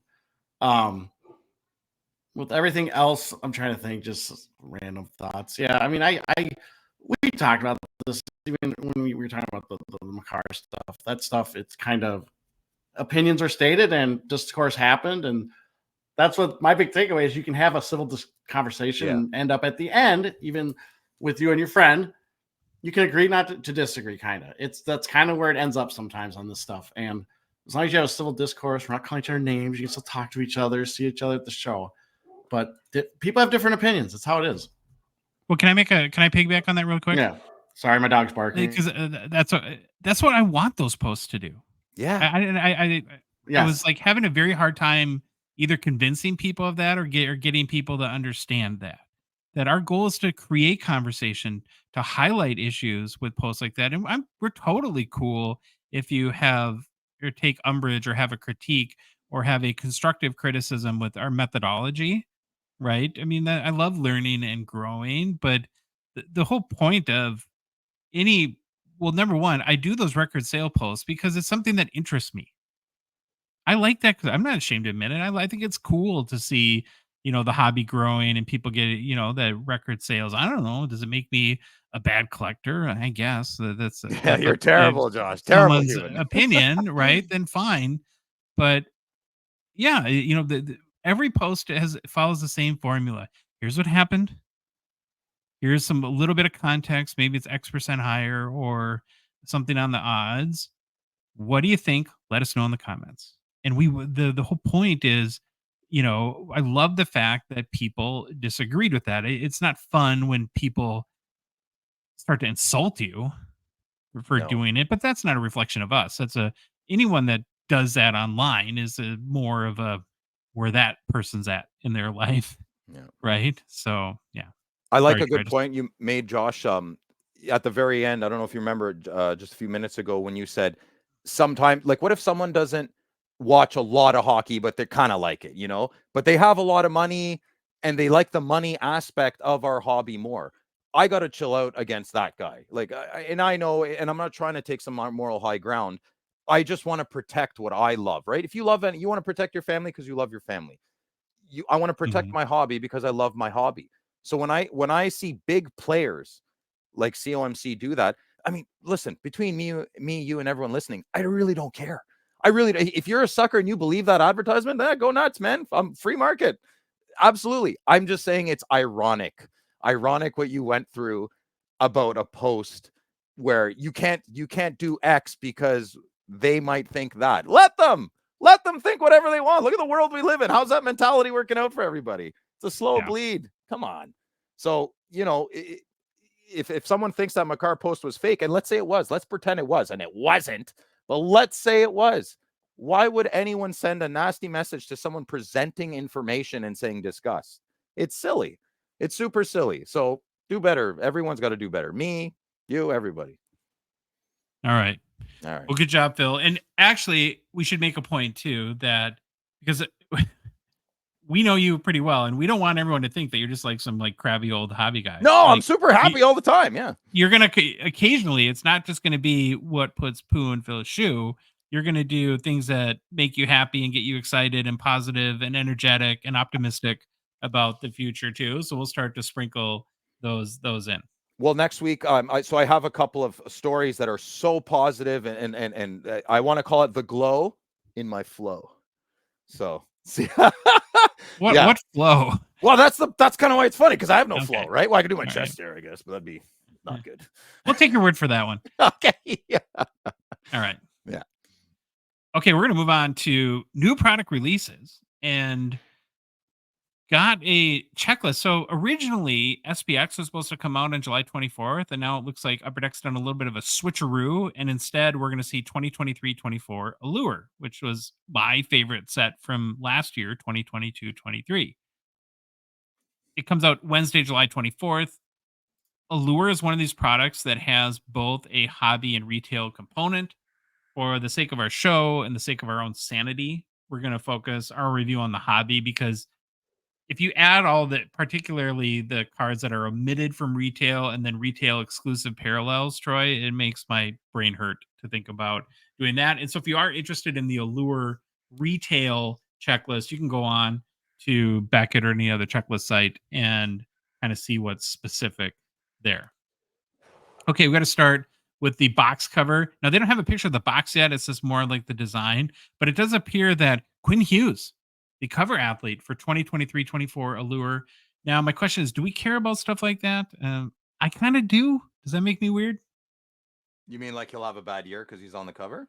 No, not a jinx. I always get interested, like who they decide to put on, like kind of like the EA Sports thing in a minor sort of a way. Well, I like it when it's a surprise. Like, you can't put McDavid on the cover of every box. Bedard. So it's always, it's or Bedard. I kind of like when they actually go a little deeper than just the top 3 players in the league. I like goalies on the boxes. I think goalies like Patrick Waugh in 15-16. Yeah, it was awesome. It was good. Okay. Was that Waugh or Price? That was Price, right? That was Price. Yeah, sorry. Showing my age here. Whatever. Well, I was like, I picked a better goalie. Shots fired. Shots fired. Yeah, when Jacques Plante was put on the box of 2019. I'm not that old. Okay. Well, let's get into the checklist and designs a little bit for Allure. The base set in 2023-24 Allure has 150 cards. I wasn't able to find any base card images. And remember, that was like one of the most impressive things about last year's release. So I'm really curious to see how they handle the base cards this year, but I guess that'll have to be a surprise for now. And I kind of get it. Upper Deck's not flaunting the base cards typically. So we'll have to imagine what they look like. First 100 cards are veterans. Next 50 are base rookies. Now, some people might call these true rookies, but I just call them rookies.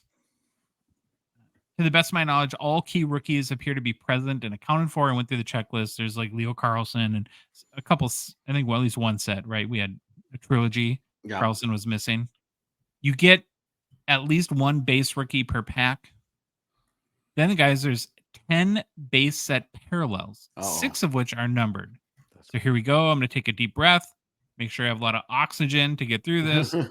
There's Black Rainbow, which is the most common parallel. 1 and 3 for vets, 1 and 5 for rookies. And by the 1 and 3 and 1 and 5, I mean pack odds for all these. Red Rainbow, 1 and 6 for vets, 1 and 12 for rookies. Orange Slice, which is usually a die cut. 1 and 12 for vets, 1 and 24 for rookies. Pink Lemonade. That's a new one. They had like Pink Leopard and one. Remember the? Yeah, it's Pink Leopard. There's usually like a pink something. Like Pink Lemonade is 1 in 75 vets, 1 in 150 for rookies. Because I think that's, and then another new one is Hypnosis, 1 in 200 for vets, 1 in 400 for rookies. Now I'm intrigued by that one. And Troy, as a major Fever Dream fan, I assume that this one is just by the name has you interested. Well, where did you find Hypnosis? I don't even see Hypnosis. Crazy. It's on the Excel checklist that Upper Deck sent. Okay, it's on the Excel, so it's kind of like so for once I double checked something. Yeah, Becky either forgot it or it's supposed to be hidden or something. I don't know. All right, yes, I'm very excited because I love Fever Dream cards, and that sounds like it's going to be a Fever Dream. Now onto the numbered. Gold glitter bombs are back. I really loved those last year. Yeah. Those are at a 199. Then green rainbow. I don't remember that one, so I think that one's new. That's at a 99. Okay. Blue line out of 35. Purple diamond out of 10. And then there's 2 101s. Golden Treasures 101 and printing plates. Yeah. There's also auto and memorabilia parallels of the base cards. So there's red rainbow autos out of 32. We have blue line autos. This is our first picture for those watching. I think that's blue line. I hope it's. Here's the challenge with. I don't see a number Allure on it, and galleries. Well, in Allure, the numbers are on the back. Oh, they're on the back, and they have the name on the back. Do you guys right? like that better, or do you like number on the front? In front. I like number on front, name on the back. Allure's pretty good about putting the name on the card. I thought you for a minute you said name of the player. I'm like, well, that's good. Oh, sorry. Number on the front of the card. Okay. If it's out of something, and then I want the card name on the back of it. So I don't have to hunt and try to figure it out. This card could have been so much nicer if they didn't white out the rectangle. I don't like how. Well, that's what they have to do for autos.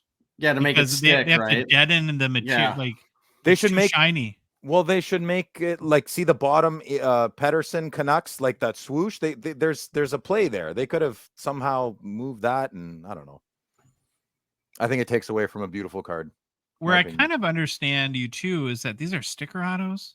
No, and maybe it's they are. Oh, so yeah, you can see it. You can see it. So that like the sticker won't stick to the regular chromium finish of the Allure card. I don't know. Okay, where was I? Oh, then there's blue line auto jersey. These are out of either 75 or 35. Yeah, it's a blue in there. There's purple diamond autos out of 10. Purple diamond auto patch out of 10. Ooh. So let's talk about the overall design so far. Is it speaking to you guys? You kind of very busy or no? Very busy. I think I like it, but it's busy. I think I'm close. I think okay, how about this? Why would you buy Allure when you could buy Stature? Doesn't it kind of, I know it looks different, but I don't know. To me, I Allure is a insert product. That's what that's where I get the most excited about it. Where Stature really doesn't have great. You get more cards too. Allure's a lot more cards than Stature. Mm-hmm. Stature's one pack, 8 cards or something. And with most chromium finished cards, and I feel the same way about OBG Platinum. I prefer non-auto cards in these sets. Yeah, you know what? Get rid of the autos. Good point, Josh. I'd probably love this set much more. I actually like the designs. I think more. I'm really warming up to them. Mm-hmm. Yeah. Then there's pink lemonade autos out of 5. Oh, my computer almost. I want to call out this background. I know there's a lot of. I think it's K-Fan in Minneapolis, but there's a lot of fan radio stations, so we're just going to claim it as ours, so no one can argue with us there. Mm-hmm. I don't know if these pictures are so great either. This is from the Upper Deck Gallery if you're watching on YouTube.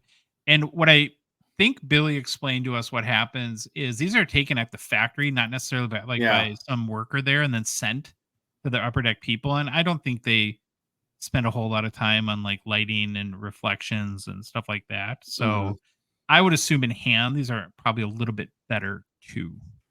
And then finally for autos, there's a Golden Treasures 101. Well, that's the base set. Okay, now we're going to move on to inserts, which, like I just said, I think are a big part of Allure. So color flow has become a staple of the Allure release. And there's 2 versions of color flow cards. The more easily achievable or base version has 5 cards that when connected, so they're the same player, they kind of make that cool rainbow effect when you stack them side by side. And for those players, there's red, orange, which are 1 in 3 packs, orange, yellow, 1 in 5, yellow, green, 1 in 9, green, blue, 1 in 13, and blue, purple, 1 in 25. There is a Golden Treasures 101 too, by the way. But what? Yeah, that doesn't match. They put okay. I was gonna save this, but they put. This is one of the maybe questions I have about the decision this year. There's a Golden Treasures 101 for almost every single card in the set. And I got to be honest, I don't love that. I think that watering down the whole golden treasures thing by doing that. What do you guys think? I don't think it sounds very golden. It sounds very bronzy. Well, I can live with it, but keep going. My complaint's gonna be very obvious once you go. And like the next. the thing I'll say about the more common or base version of color flow is I actually like it. I like that if somebody wants to build a rainbow, it's pretty achievable. It'll be very affordable to do so. 1 in 25 pack odds will not drive up prices of that card to be hundreds of dollars because there will be a lot of them printed. And so if you just want to collect and you're not trying to build a $1 million piece in your collection, you just have a favorite player and you want that cool effect of that color flow, I'm all for it. And then I think Upper Deck made a good decision too by then having a version or a parallel called the Spectrum parallels that are numbered, that are a tougher chase, that appeal to the people that kind of get the rush out of collecting things that are harder to get. Right. And so here's an example of the Bedard color flow all together. If you're watching on YouTube, and these are all numbered. So the red orange starts, there's 5 of them again. Red orange starts at 299 or out of 299. Orange yellow out of 199. Yellow green out of 99. Green blue out of 50. And then blue purple out of 25. So to get the toughest one, it's out of 25. And again, I feel like that is doable. It's not going to be as cheap as doing the base, but if somebody really wants to go get one, you probably should be able to do it. Select players also have autos, which I kind of don't get. Like, here's a McDavid from the gallery, a color flow. This must be the Golden Treasures. This 101. It is, but again, this is where I'm going to have a complaint. Where does that go? Your color flow was this rainbow. Where does that one go? They wanted to shoehorn a 101 into the set. I don't, unless it kind of can go into the middle here.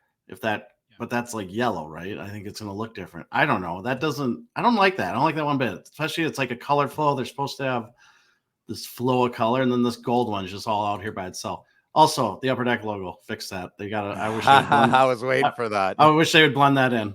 I think it distracts from the card. I think this color flow is great. I really like this. Mm-hmm. Yeah, it's cool. I just don't know where this is going. They didn't. Yeah, that's a little weird to me. But they didn't stop there with color flow. There's more new this year. Oh yeah, there's a Stanley Cup. So this is cool. I like this. Good. This is a good. I complained. Yeah. Now I love this. Good job. Nice. I like this. Actually, pretty tough odds to hit one. So again, now there's base and Spectrum parallel too. So we'll start with the base. There's only 3 versions of the card. There's the red orange, like this one that we're looking at, is 1 in 200 pack odds. Yellow green is 1 in 267, and then blue purple 1 in 800. I don't know how they fit together then though.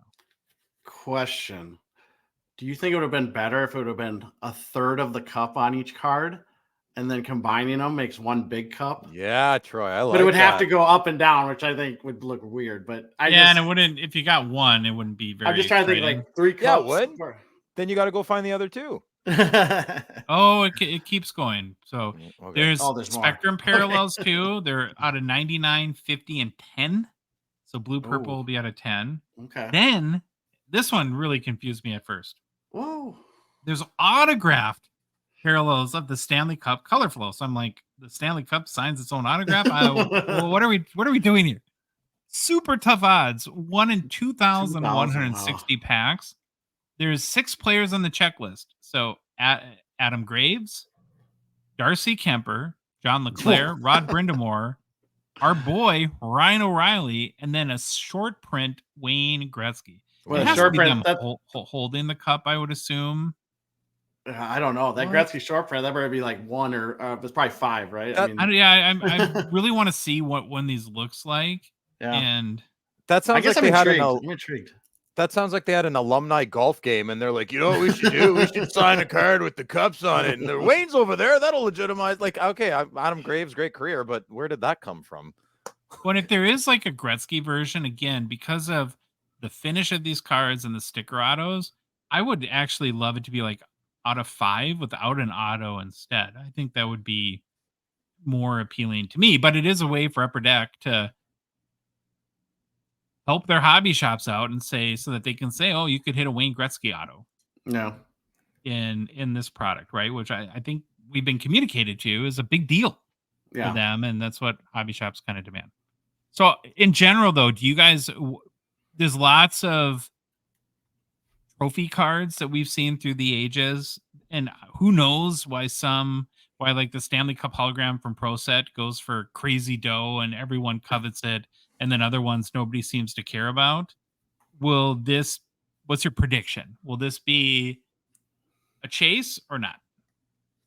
I say no chase, but I want to get the color flow of the cup. I'm sold. Okay. Yeah. What do you think, Troy? Yeah, I don't think it's going to be a big chase, but I'm actually more curious about these autographed ones, what those are going to look like. Me too. But Allure will take off if a Bedard card in Allure takes off. That'll take off. That's what'll push the product. Yeah.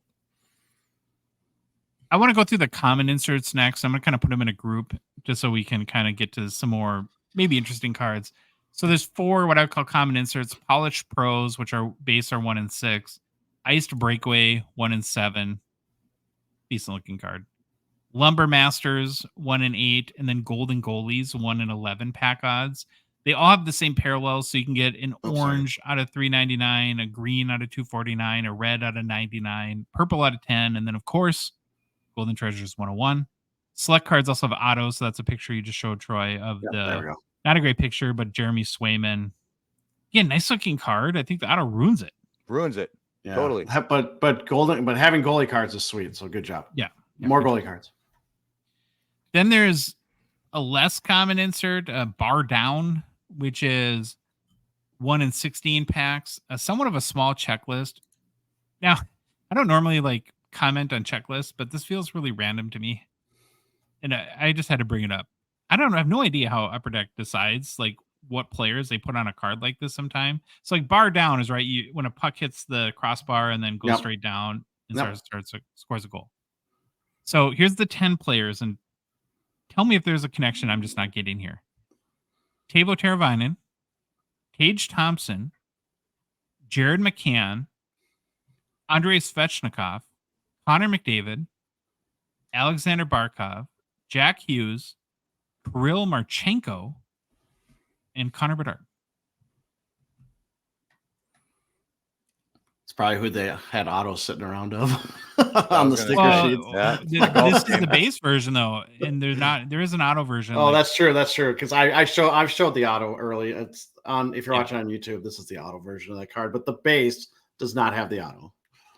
It just feels super random to me. Yeah. Well, so my first thought was, well, maybe these are guys that scored a bar down goal the previous year. Maybe. But then how do you put Bedard in there? Or is it guys that scored a bar down goal and then they just said, well, we have to throw Bedard in there too? I don't know. Maybe on the back of the card it has Bedard. Did you watch all his goals? You don't think he had a bar down goal? Troy. What? Yeah. Well, I had thought of that, but they would have had this done way before he scored any goal, right? With their production times and stuff. Oh, maybe in high school. I don't know. Roller hockey. They just assumed. And then there's a bunch of parallels of the base: orange out of 399, green 249, red 99, purple 10, and then Golden Treasures 101. There is the auto version, which we've been showing. For only 8 of the 10 players, there's no McDavid auto, no Tage Thompson. The autos are pretty tough. 1 in 864 pack odds. Okay, now the 2 biggies for me are doubloons, which made its debut in Allure last year. Billy had talked about it, where I think some of the intricacy that they had planned last year didn't make it into production. And so he was actually a little bit disappointed by it. But I think this is a card that Upper Deck is really hoping and kind of banking on becoming a chase. Now, this is not a image taken at the factory. This is a digital scan. So I would bet or hope that this card looks a lot better in person. I'm just gonna leave that up there. I don't know why. Am I an idiot? Like, why? Yeah, it just bugs you. It's bad. It bugs me. This card is beautiful. They could have left. They could have put the Upper Deck they could have still have the logo there embossed with the same grain. Yeah. That would have been cool. That would have looked. It would have looked really good. Mm-hmm. We're not graphic designers, though. They know better. This is kind of like a medium chase product. So 1 in 108 pack odds. I think there's 9 packs in a box. So what is that? 1 in I thought it's a 12 case hit. boxes. I thought it's a case hit, the doubloon. There's 18 boxes in a case. Oh, okay. I have a McDavid. So I a picked little it bit up more for, than a case hit. But yeah, I mean, okay. definitely not like 1.5 per case or something like that. Yeah, I don't know. Do you guys like doubloons? So you have one? I have a bunch. Yeah. Gorgeous card. Beautiful card. I don't have one, but I think I plan to at some point. No. The big one though is 16-bit. Whoa, bro. If you're watching, here's the Bedard from the Upper Deck Gallery they posted. Now I'm just doing this to entertain myself, but I posted this to our Instagram yesterday. Michael Cera. I was looking at this card, and for almost a whole day, I'm like, God, that reminds me of someone. And then I was like, George Michael Bluth. I think this picture is from Juno. Yeah, if you're a that's Michael from Cera Juno. fan. Yep. But is that not like dead on? It is. It's pretty good. Creepy. Yeah, doppelganger. Creepy. And it's 16-bit. It uses the kind of like the 16-bit design limitations, kind of off the video game theme, as we know. So I don't know. I just thought that was funny. It's the third year 16-bit now, guys. 20 players on the checklist. Pack odds to hit one of these in 2023-24 Allure are 1 in 576. I have a lot of things to talk about with this card. So I'm going to kind of go through the different things that I have questions about or don't maybe agree with. But first of all, do you guys like the design? Upper Deck's gone with a very blue design with these for the first two, and I've kind of taken a departure from that. What do you think? I want to see it in person because I don't like how the picture looks. Yeah, you got a big camera shadow on the bottom. Yeah, I think it's the camera. Like I was finding your Gretzky one. There's like an older one from a previous set where it's the bluish tint. Now, not that. By far my favorite is the first year design. Yeah, love the 2021-20. I do like how the Blackhawks logo though is 16-bit. I kind of dig that. I think they're really cool cards. I just for some reason I haven't seen one I want to put in my PC yet. I'm sure it's coming. Yeah, we'll get to that. Oh, okay. Exciting. I got to talk about the pack odds first, though. So in year one, remember, this was an unannounced Easter egg, and they were a very tough chase. Like, there's not a lot of them. It feels almost like Young Guns acetate, maybe a little bit more. Like, you go look, there's not a lot of sales.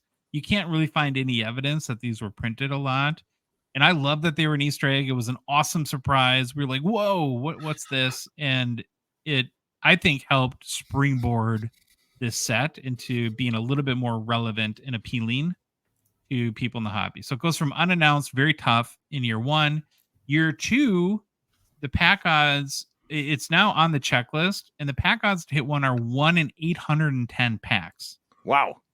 Now in year three, we're at 1 in 576. So we've gone from very tough Easter egg to 1 in 810 to 1 in 576. I don't like this trend. This has been, if you think of like insert hits over the last 5 years for Upper Deck, I think you can make the argument this has been the biggest hit.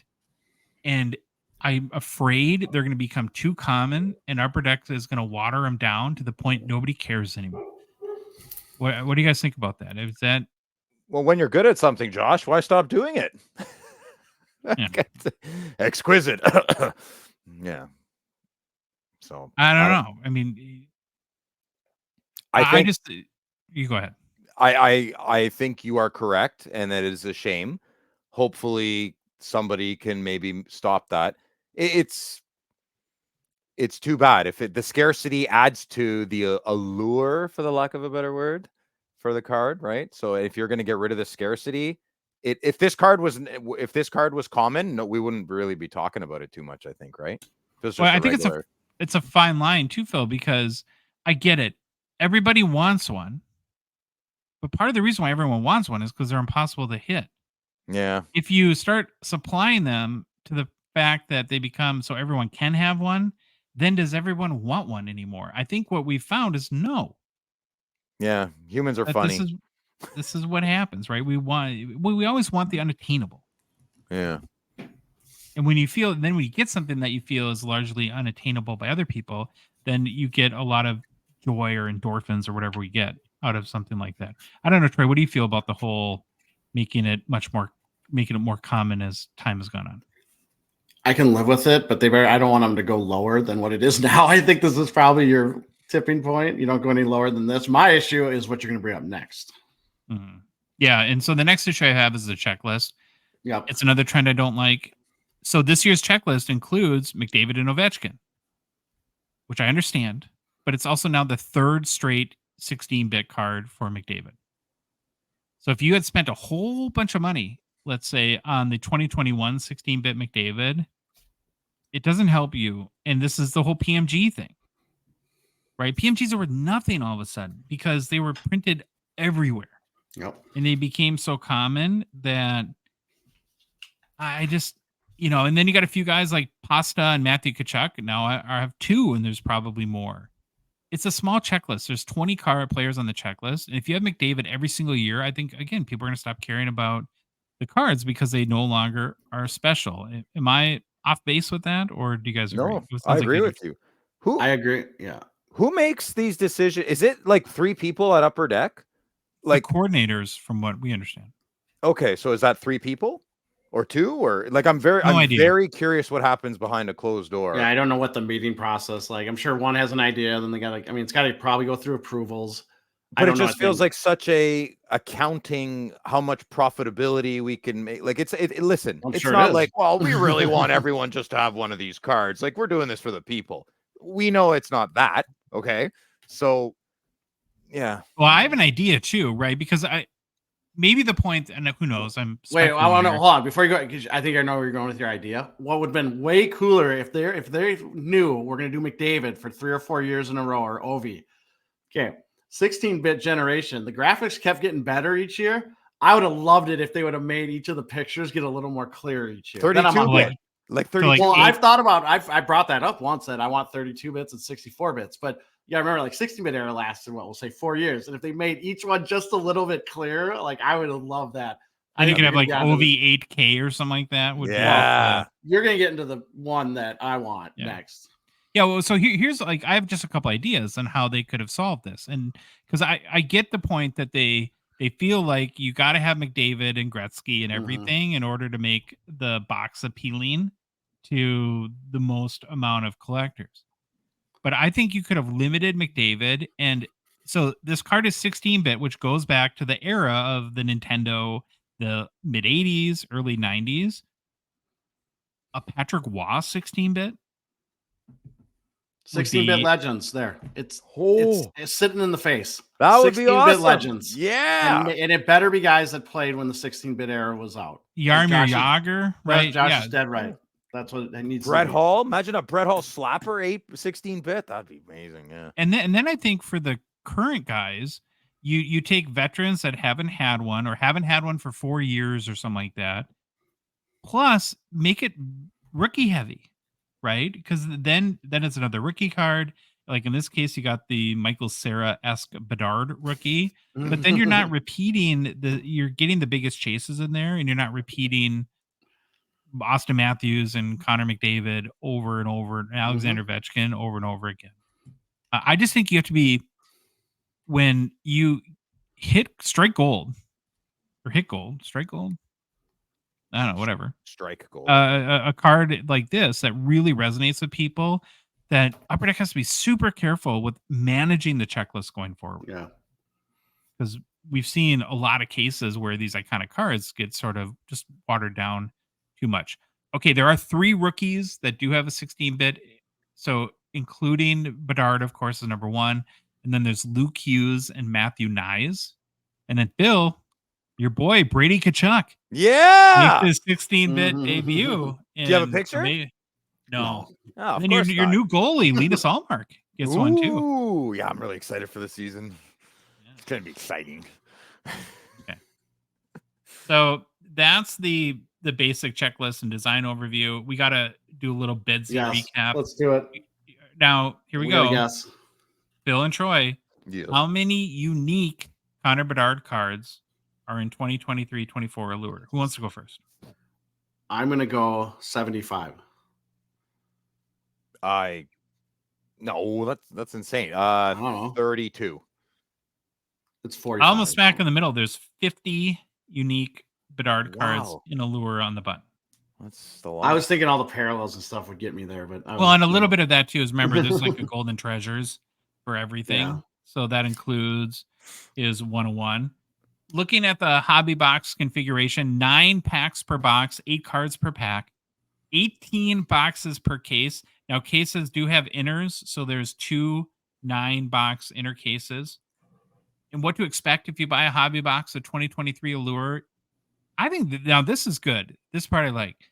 In every Yes. box, you're going to get either an autograph, a 16-bit, or a doubloon.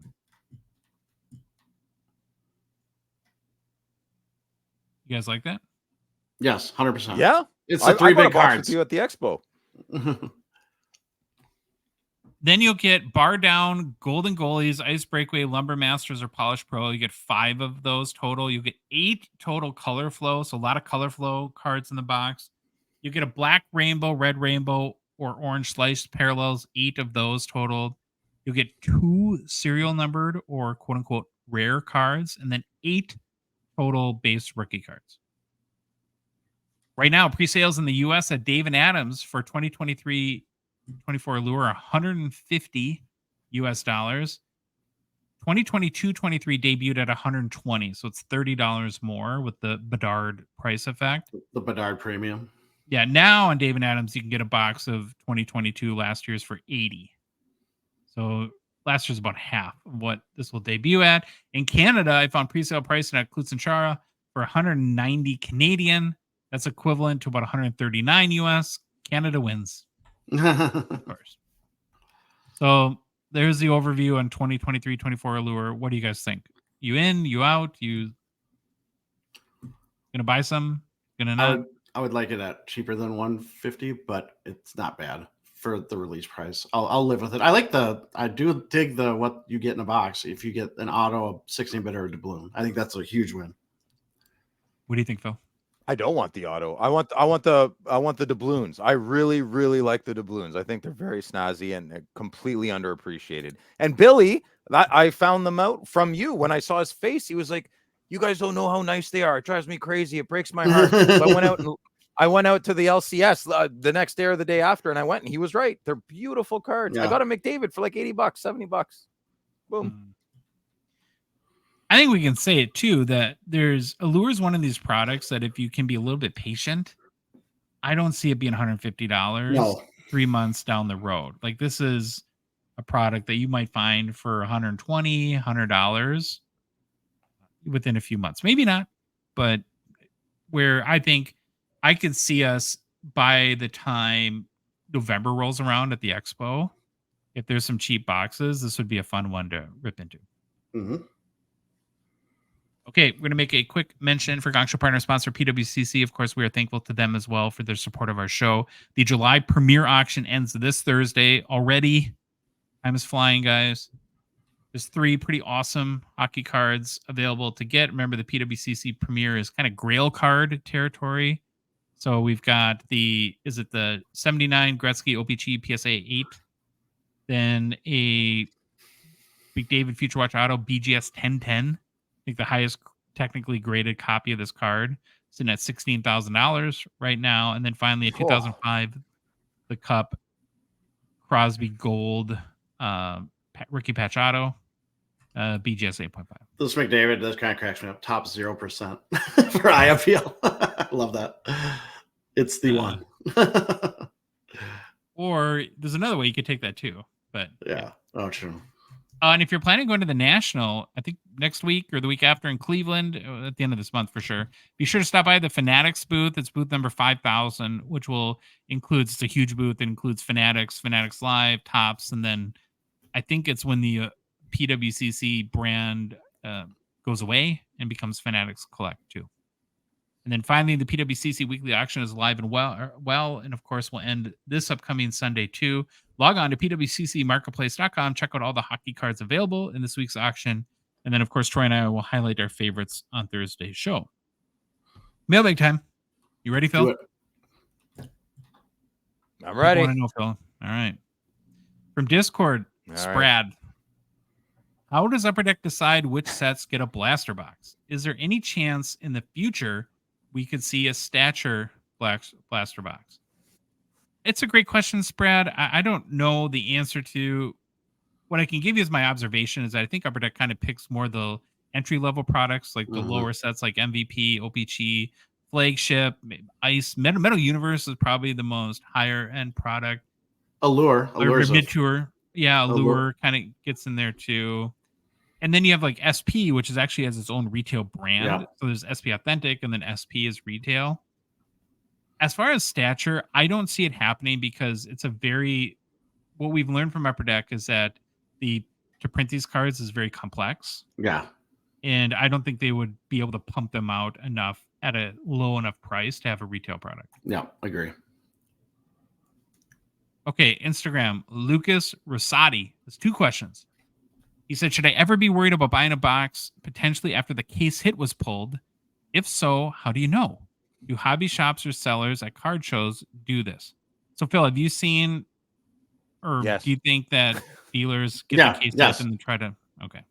100%. Well, you guys know more about this, so you expand on it. Well, I was going to say, anytime you buy boxes, if you buy them online as singles or whatever, there's always this risk. The only thing I know that wouldn't be a risk is if I know David Adams will sell you for more money a case fresh box. Well, they'll actually rip the box off or the case and then send you a box from it. But anytime you buy a box by itself or they don't say that, it's very well the case hit could have been hit and they're just unloading the rest of the boxes. It's a risk you got to take. I've learned to live with it. It's nothing you can really do about it unless you want to go pay extra money and do like the case fresh thing. What do you think, Phil? You can't avoid it. It's the best you can do is try and buy a fresh case. I have been on numerous occasions been like, I'll use Parker's Champion as an example. I have 5 boxes left from just kicking around. Are you interested? I'll give them you real cheap. No, they already hit you just check their eBay. You see the big case hit already in there. And I've been hanging out with sellers that have done it. Anyway. Well, I'll say at a card show, people do weigh boxes. Well, let's say at a card show, if you're going to buy like 5, 6 boxes. No, I was going to say, if you're at a card show and you want to buy like 5 or 6 boxes, ask them if they'll open a new case for you.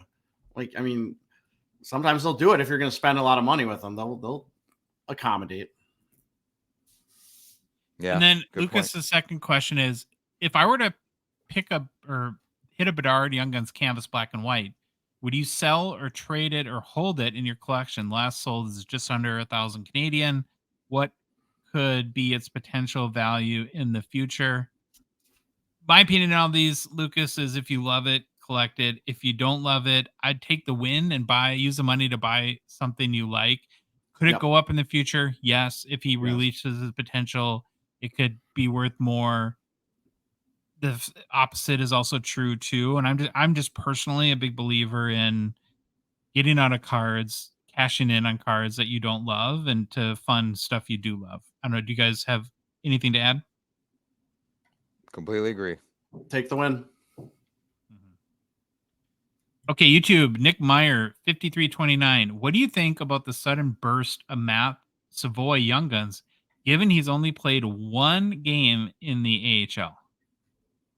To me, it's all about just going from Buffalo to Edmonton. Yeah, it's all hype. You're going to get, and if he doesn't start the season strong, or he doesn't get opportunity, or he starts in the AHL, or buried on the 4th line in Edmonton, then the cards will probably come back down to earth. Yep. Okay, here's one for you guys seen him play. Phil. I don't know. Have you seen? He's played 1 game. Play? Yeah. Oh, that's right. That's the question. In junior though, or anything? I never seen any highlights. No, nothing. I didn't see him. No. This one will get some passion out of this group. You guys need to pick it up a little bit. Come on, mailbag time. YouTube, Mike Campbell, 7841. What's your opinion on upcharges for certain players' cards for grading? I, being an long-time collector, feel it's a scam way to do business. Yep. Should be a flat fee for any player card. They are grading the item, not the player. That's insane. I just found. Yeah, go ahead. I'm going to go off, but go. It's absolute. I remember it was like I don't know, many years ago, but not that long ago. When I found out, I'm like, I'm sorry, what do they do?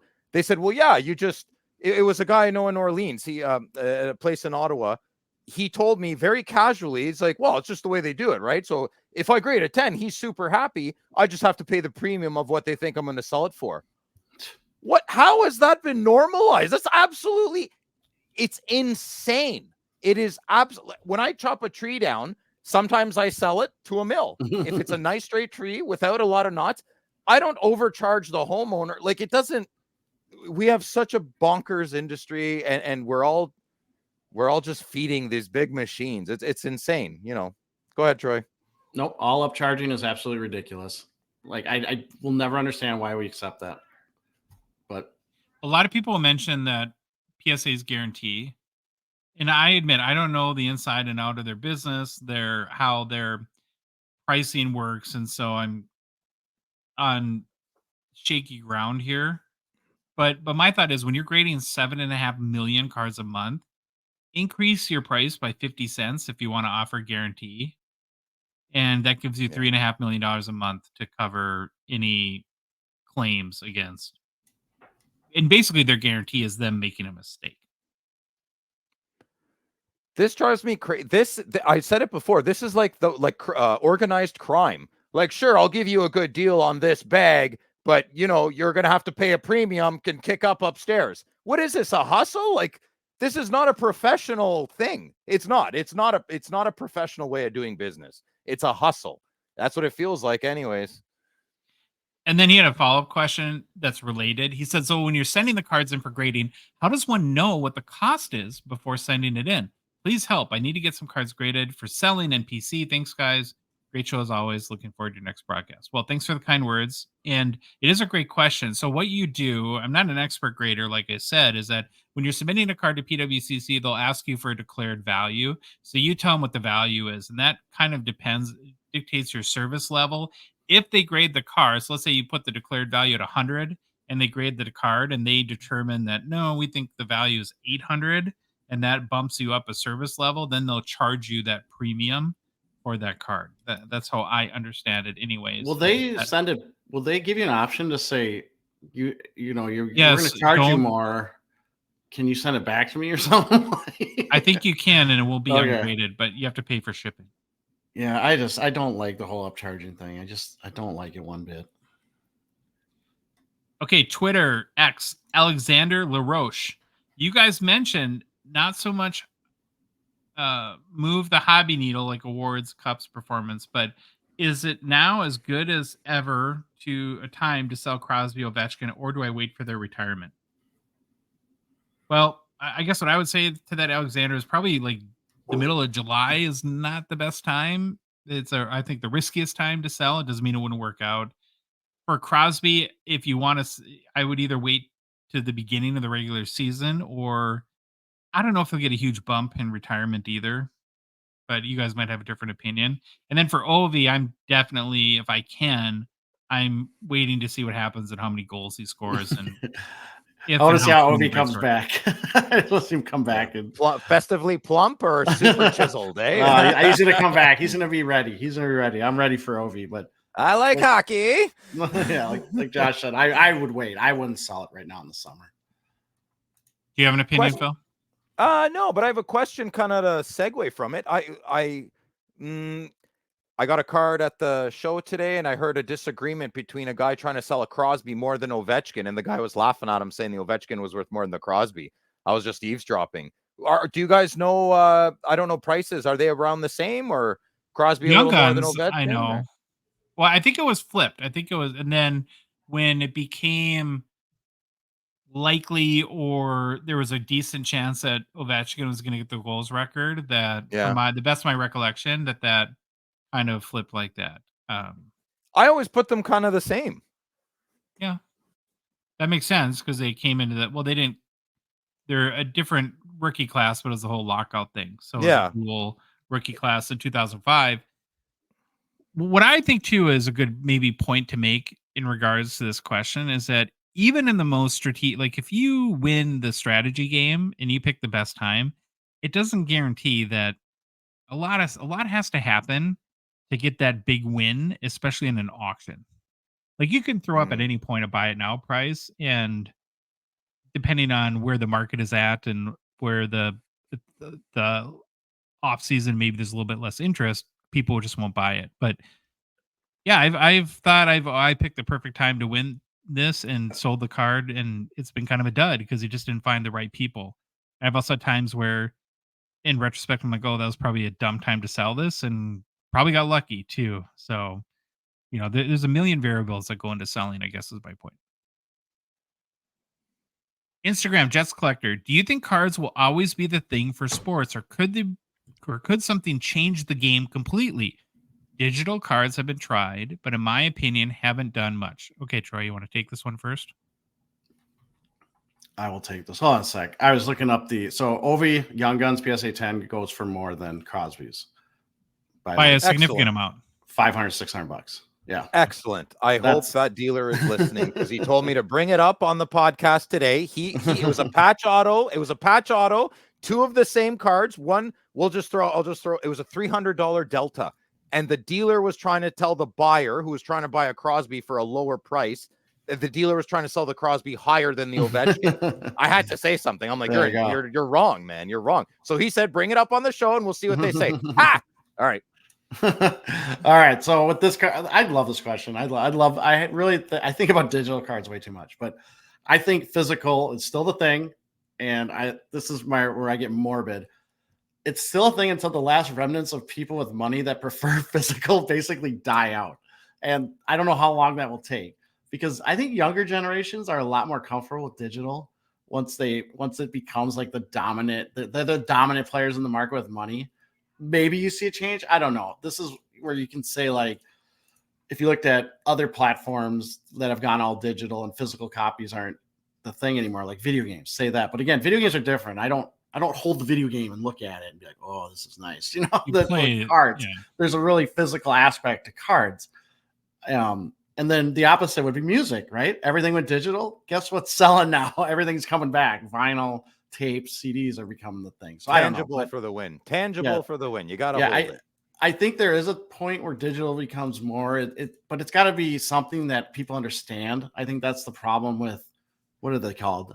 NFTs. It's like, not a lot of people understand the whole thing behind it and the blockchain. And I remember and then there's the combo, right? Where Upper Deck actually made a physical digital card where it had played a little video and everything. I still love those, but that's I could see like EPAC, something like that. Maybe Ovation, right? Wasn't that? Or what's the other platform? There's Upper Deck has the other platform.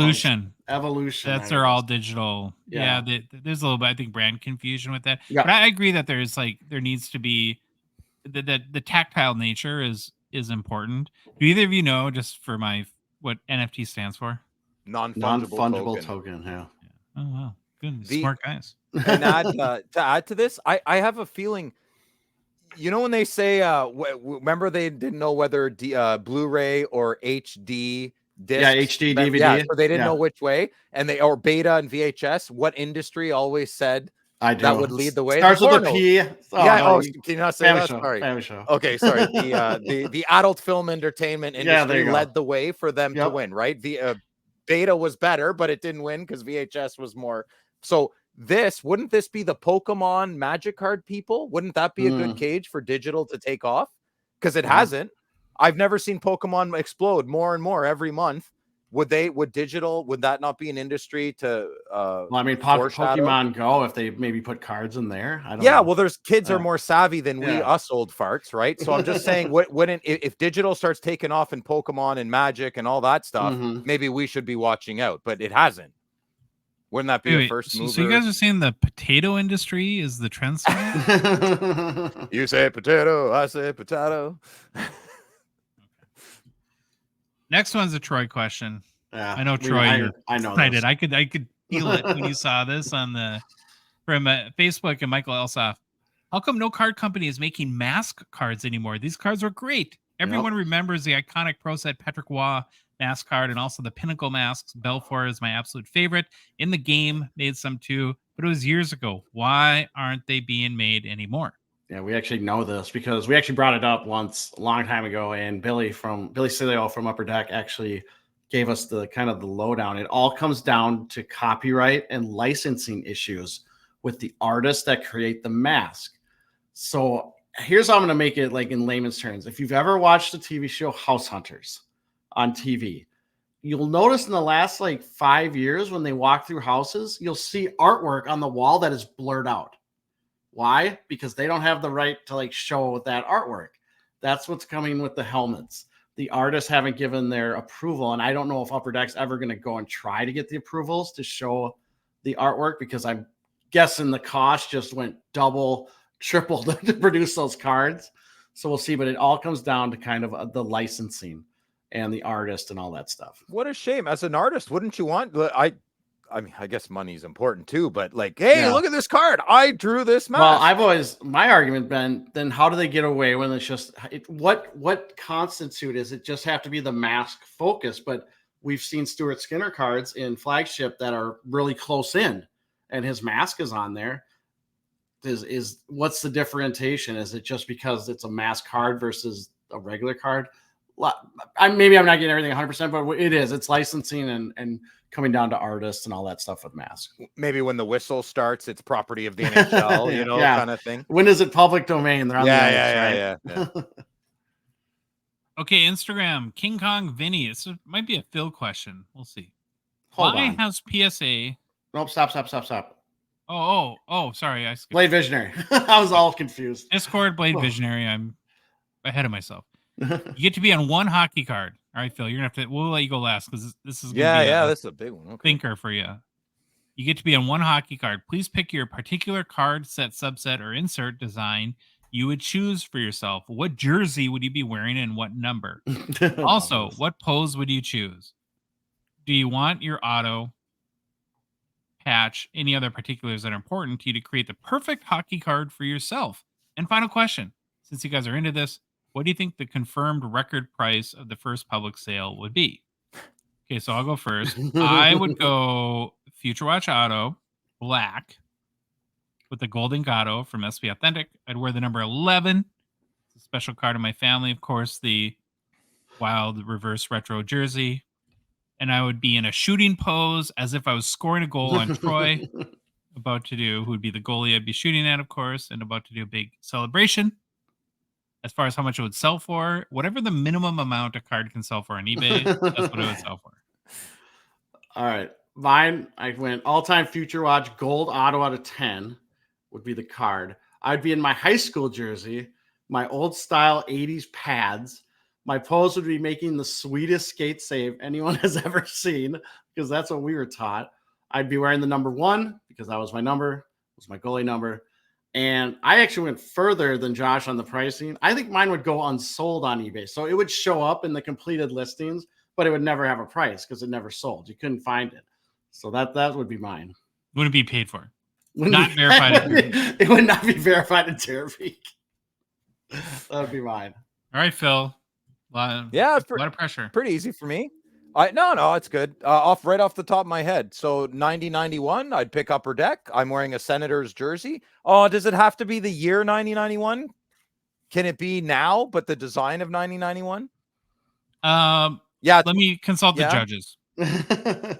The judges approve. Yes, you can do that. Yes. Okay. So current, let's say it's 25-26. Upper Deck's doing a retro. It's the 90-91. Phil's hoisting the cup because the Sens won. I'm wearing a Sens jersey. I'm wearing number 14, and all my teammates are around me. That's it. Nice and simple. No auto, base card. Beautiful. Now, what would it sell for? Oh, it would go on COMC for low. You know, it's a set completer. Yeah, so I could buy it for $2 and then make $400 off of it. Maybe. Yeah, that's a little aggressive. Maybe $300. See, you can get penny. You can buy stuff for. You can buy stuff for a penny plus 25-cent shipping, so 26 cents all in. There you go. Piece of history right in your mailbox. Now it's time for Instagram King Kong Vinny. I guess I got excited about your question, man. Why has PSA gotten more popular over BGS in the last couple of years? I don't know exactly what I've never. I don't know either. No one's ever explained it. Do you know, Phil, like if they did a business analysis of what Harvard happened? Business Review. There you go. I would say consistency. They're just more not in the grading, in the business part. They, I don't know. They're just big. They're backed by collectors. They're a behemoth, man. They just run. Maybe their customer service is better than BGS. BGS broke my heart, bro. Absolutely broke my heart. I would buy that in a heartbeat if I could for like $3. They can still do it. They can still come back. I have no idea what's going. Obviously, there's some internal strife. There has to be. But the PSA's label is just junk. I mean, I don't even know why we're collecting it.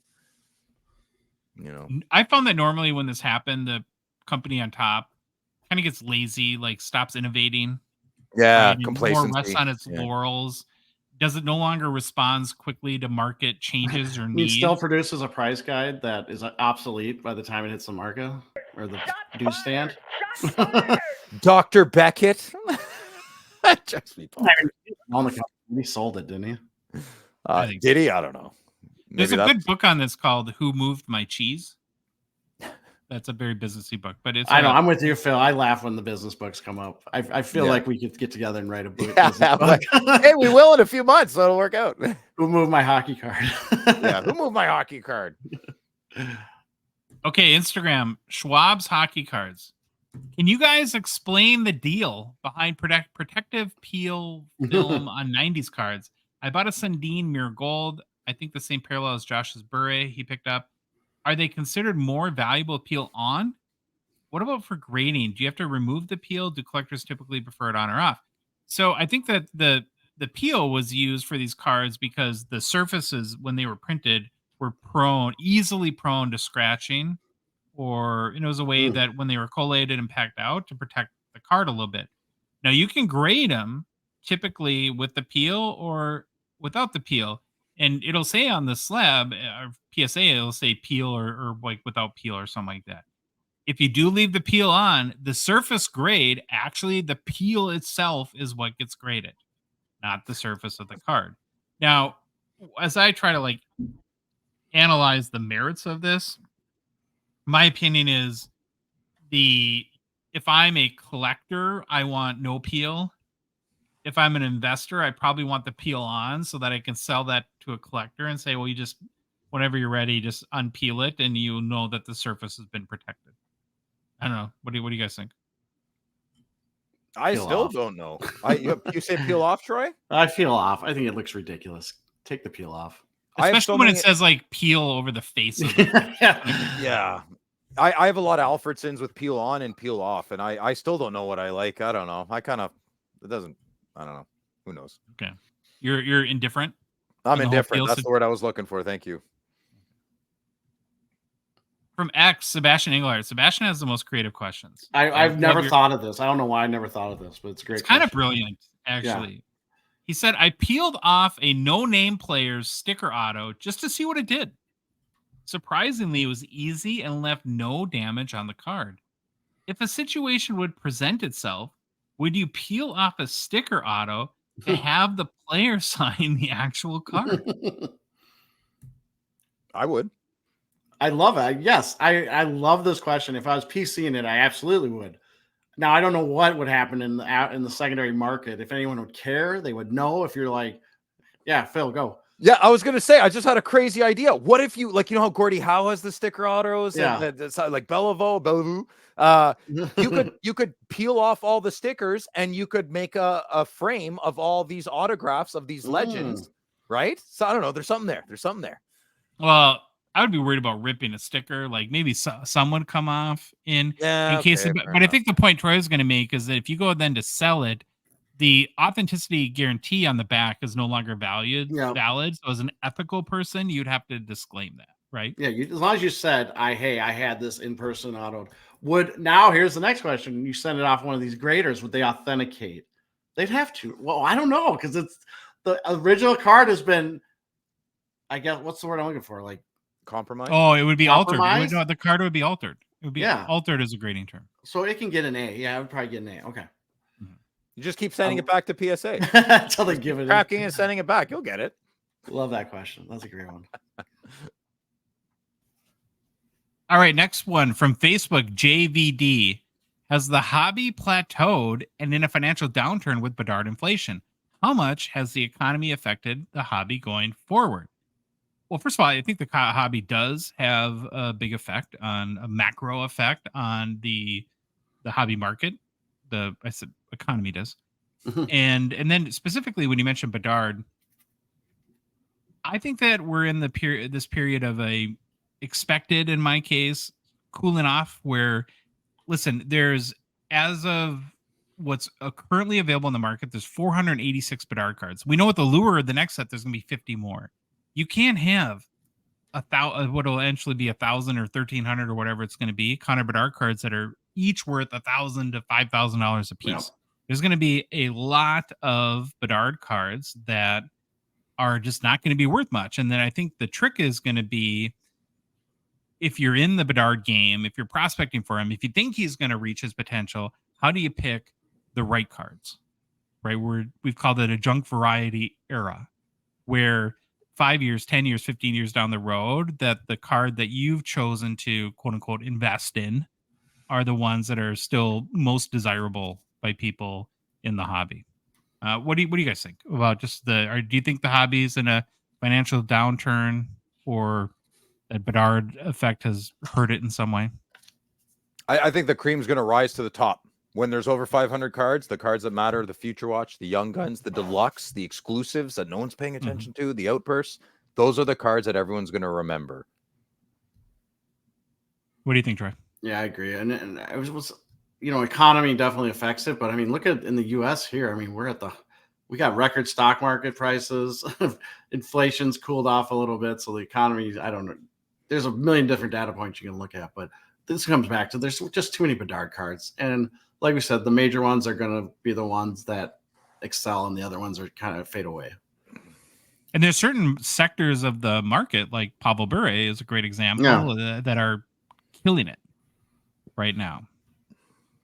Okay, Discord, 86 collectibles. Any update with that 1979 OPG case that sold for $3.7 million back in February? I really appreciate this question, because sometimes we get caught up in just how the news cycle changes, right? And sort of just, it's like a hamster wheel. I feel like we're on half the time. And I hadn't even thought much about this. But if you remember, so in late February, this case sold.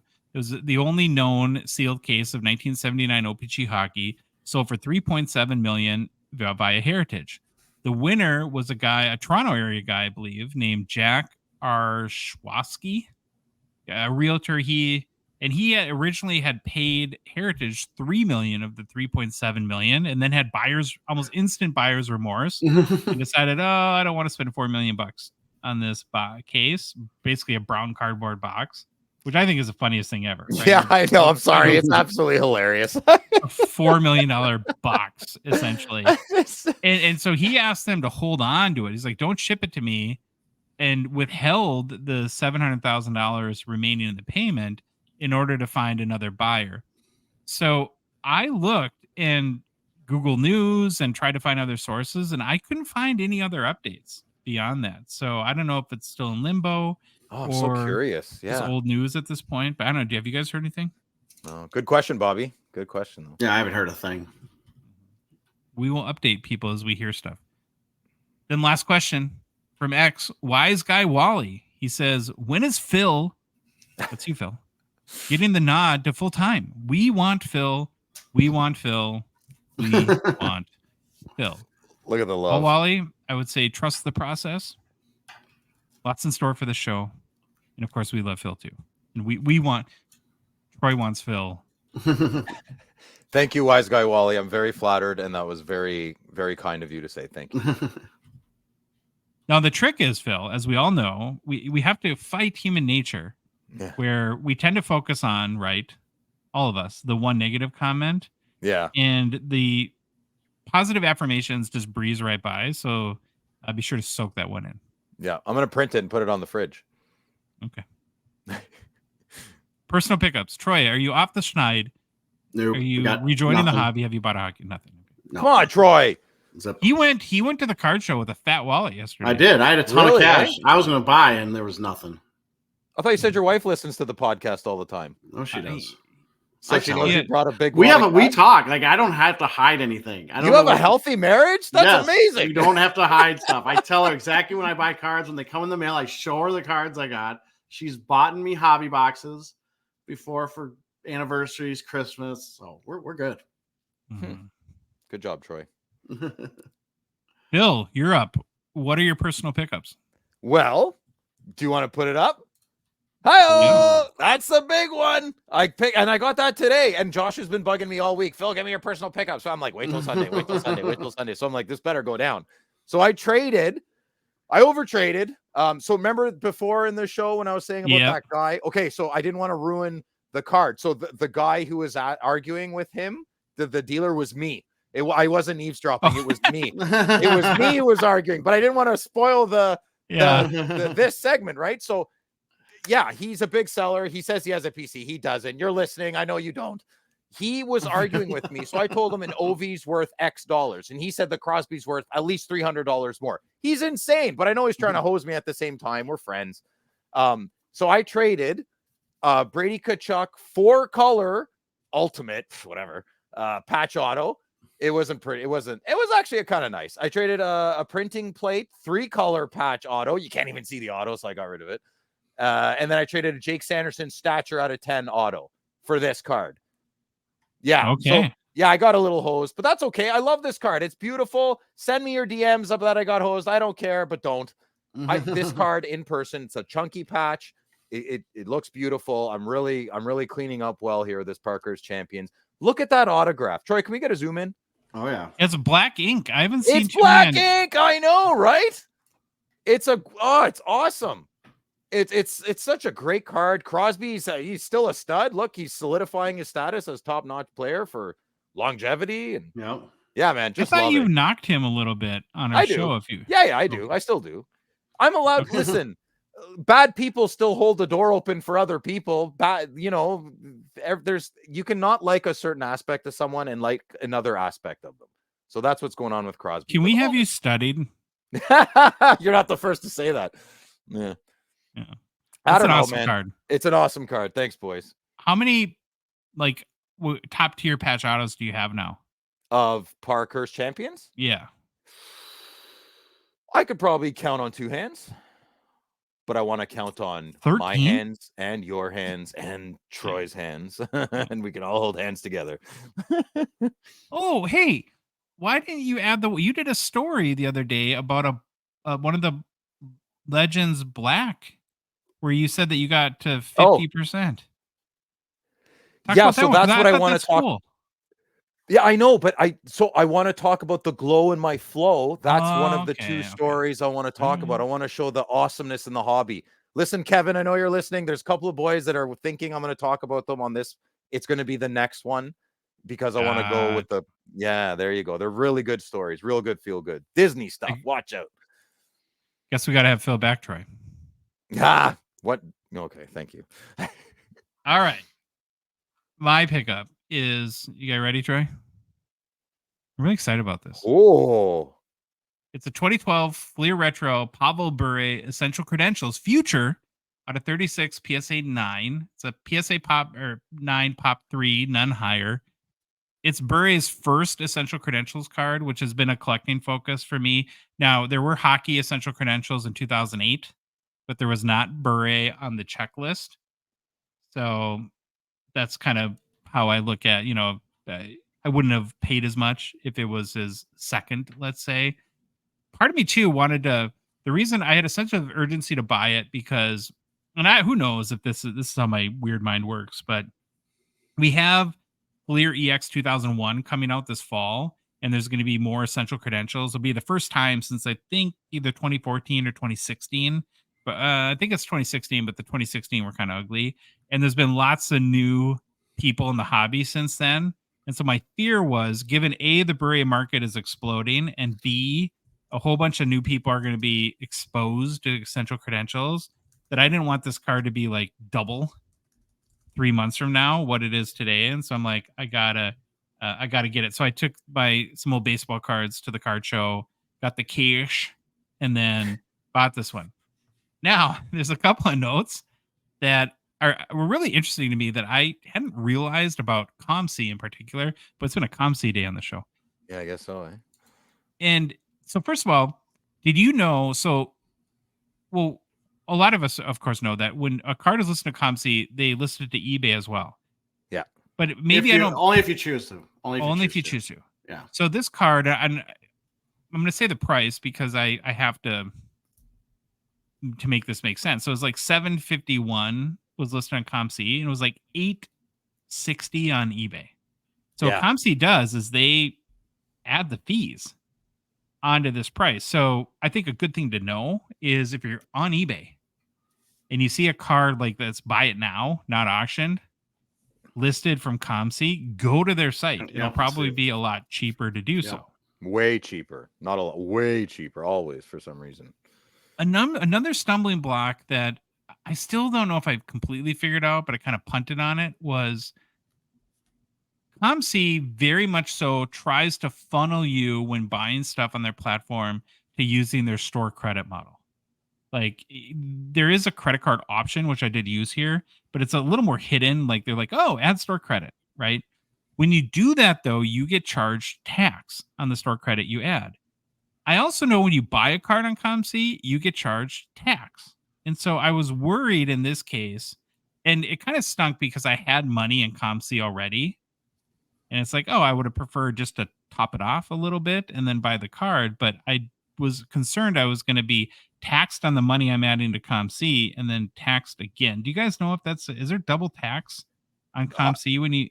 I'm panicking. I didn't know there was tax at all. I always use the credit. I didn't even know you could pay with just a credit card. Oh, yeah. So if you go to ComC and you add store credit, it adds tax to your... So if you add $60, it's like $66 or something like that. I wonder if there's no sales tax. Is there no sales tax on the purchases? Yeah, there couldn't be because you can't double tax that. Yeah, right? I know there isn't. There isn't tax on the purchases. I know that for sure. Okay. There Got you. Yeah, because I was panicking because I didn't want to add the money that I was going to spend as store credit and then find out it was tax again. So I just paid by credit card. Good to know. And then lastly, what's super fascinating, I had never connected the dots either here too, is that when you buy the card on, if I would have bought the card on eBay and paid the 20% more, it would have been a comp. Because I bought it on ComC, it doesn't show up in any of the sales reports. Yeah, that's a good point, Josh. Right. So if you're in like the flipper game, right, the problem, like if you want to like buy cards as investments and resell them down the road, especially where eBay being the biggest marketplace, if you buy, well, let's say there's $100 card and you get a sweet deal you get it for 70 on eBay. Well, you've just created now the new comp at 70. So how do you make a profit on it? If you're in that game, if you can find deals on ComC and buy them on that platform, that doesn't create a comp. Now, in the case of me, in this case, it probably works the opposite because I bought this card this is the most paid for this card is what I spent, but it will never be reflected. And so it doesn't matter because I don't want to sell it. I'm not trying to flip it. But it doesn't help build the value of it because the prior top sale is like $500 and I paid $750. Great card, Josh. I'm happy you got that. You gonna crack it? I don't know. I'm surprised you didn't poop on it because last essential credentials I bought, you pooped on. No, no. I'm sorry. I'm a beret guy though. I love berets. So yeah. So that's my pickup. Sorry, long-winded, but it's fun when you learn about these platforms when you're doing it too. All right. If you like the episode, please leave a rating, review on Apple, Spotify, whatever podcast app you listen to us on. If you love the show, if you love Josh, if you love Troy, who doesn't love Troy? Everybody loves Troy. Josh, Phil, most people love Phil. But everybody loves Troy. It's sickening. Sick of it. Why does everyone love you and not us? All right. Please consider $5. Not even listening to you. Join our $1.99 support level tier on Patreon. Link is in the show description with our Instagram, TikTok profile, on our website, hockeycardsgongshow.com, on the Patreon website, patreon.com, and just search for Hockey Cards Gongshow. Love to see you on our Discord server. And we're on social media. We're on Instagram, Facebook, TikTok, Twitter, and YouTube. And Troy and Phil, the Hockey Cards Gongshow podcast is a production of Dogbox Ventures, LLC. Have an amazing start to your week. Phil, you always say something uplifting. Oh, I hope everybody has a great week. I hope you grow as a person, and I hope you hug your family. Tell your kids they're beautiful and they're great, even if they're little turds. Tell them anyways. They're great. We want good humans. Give your wife a big hug, and I hope everyone has a fantastic week.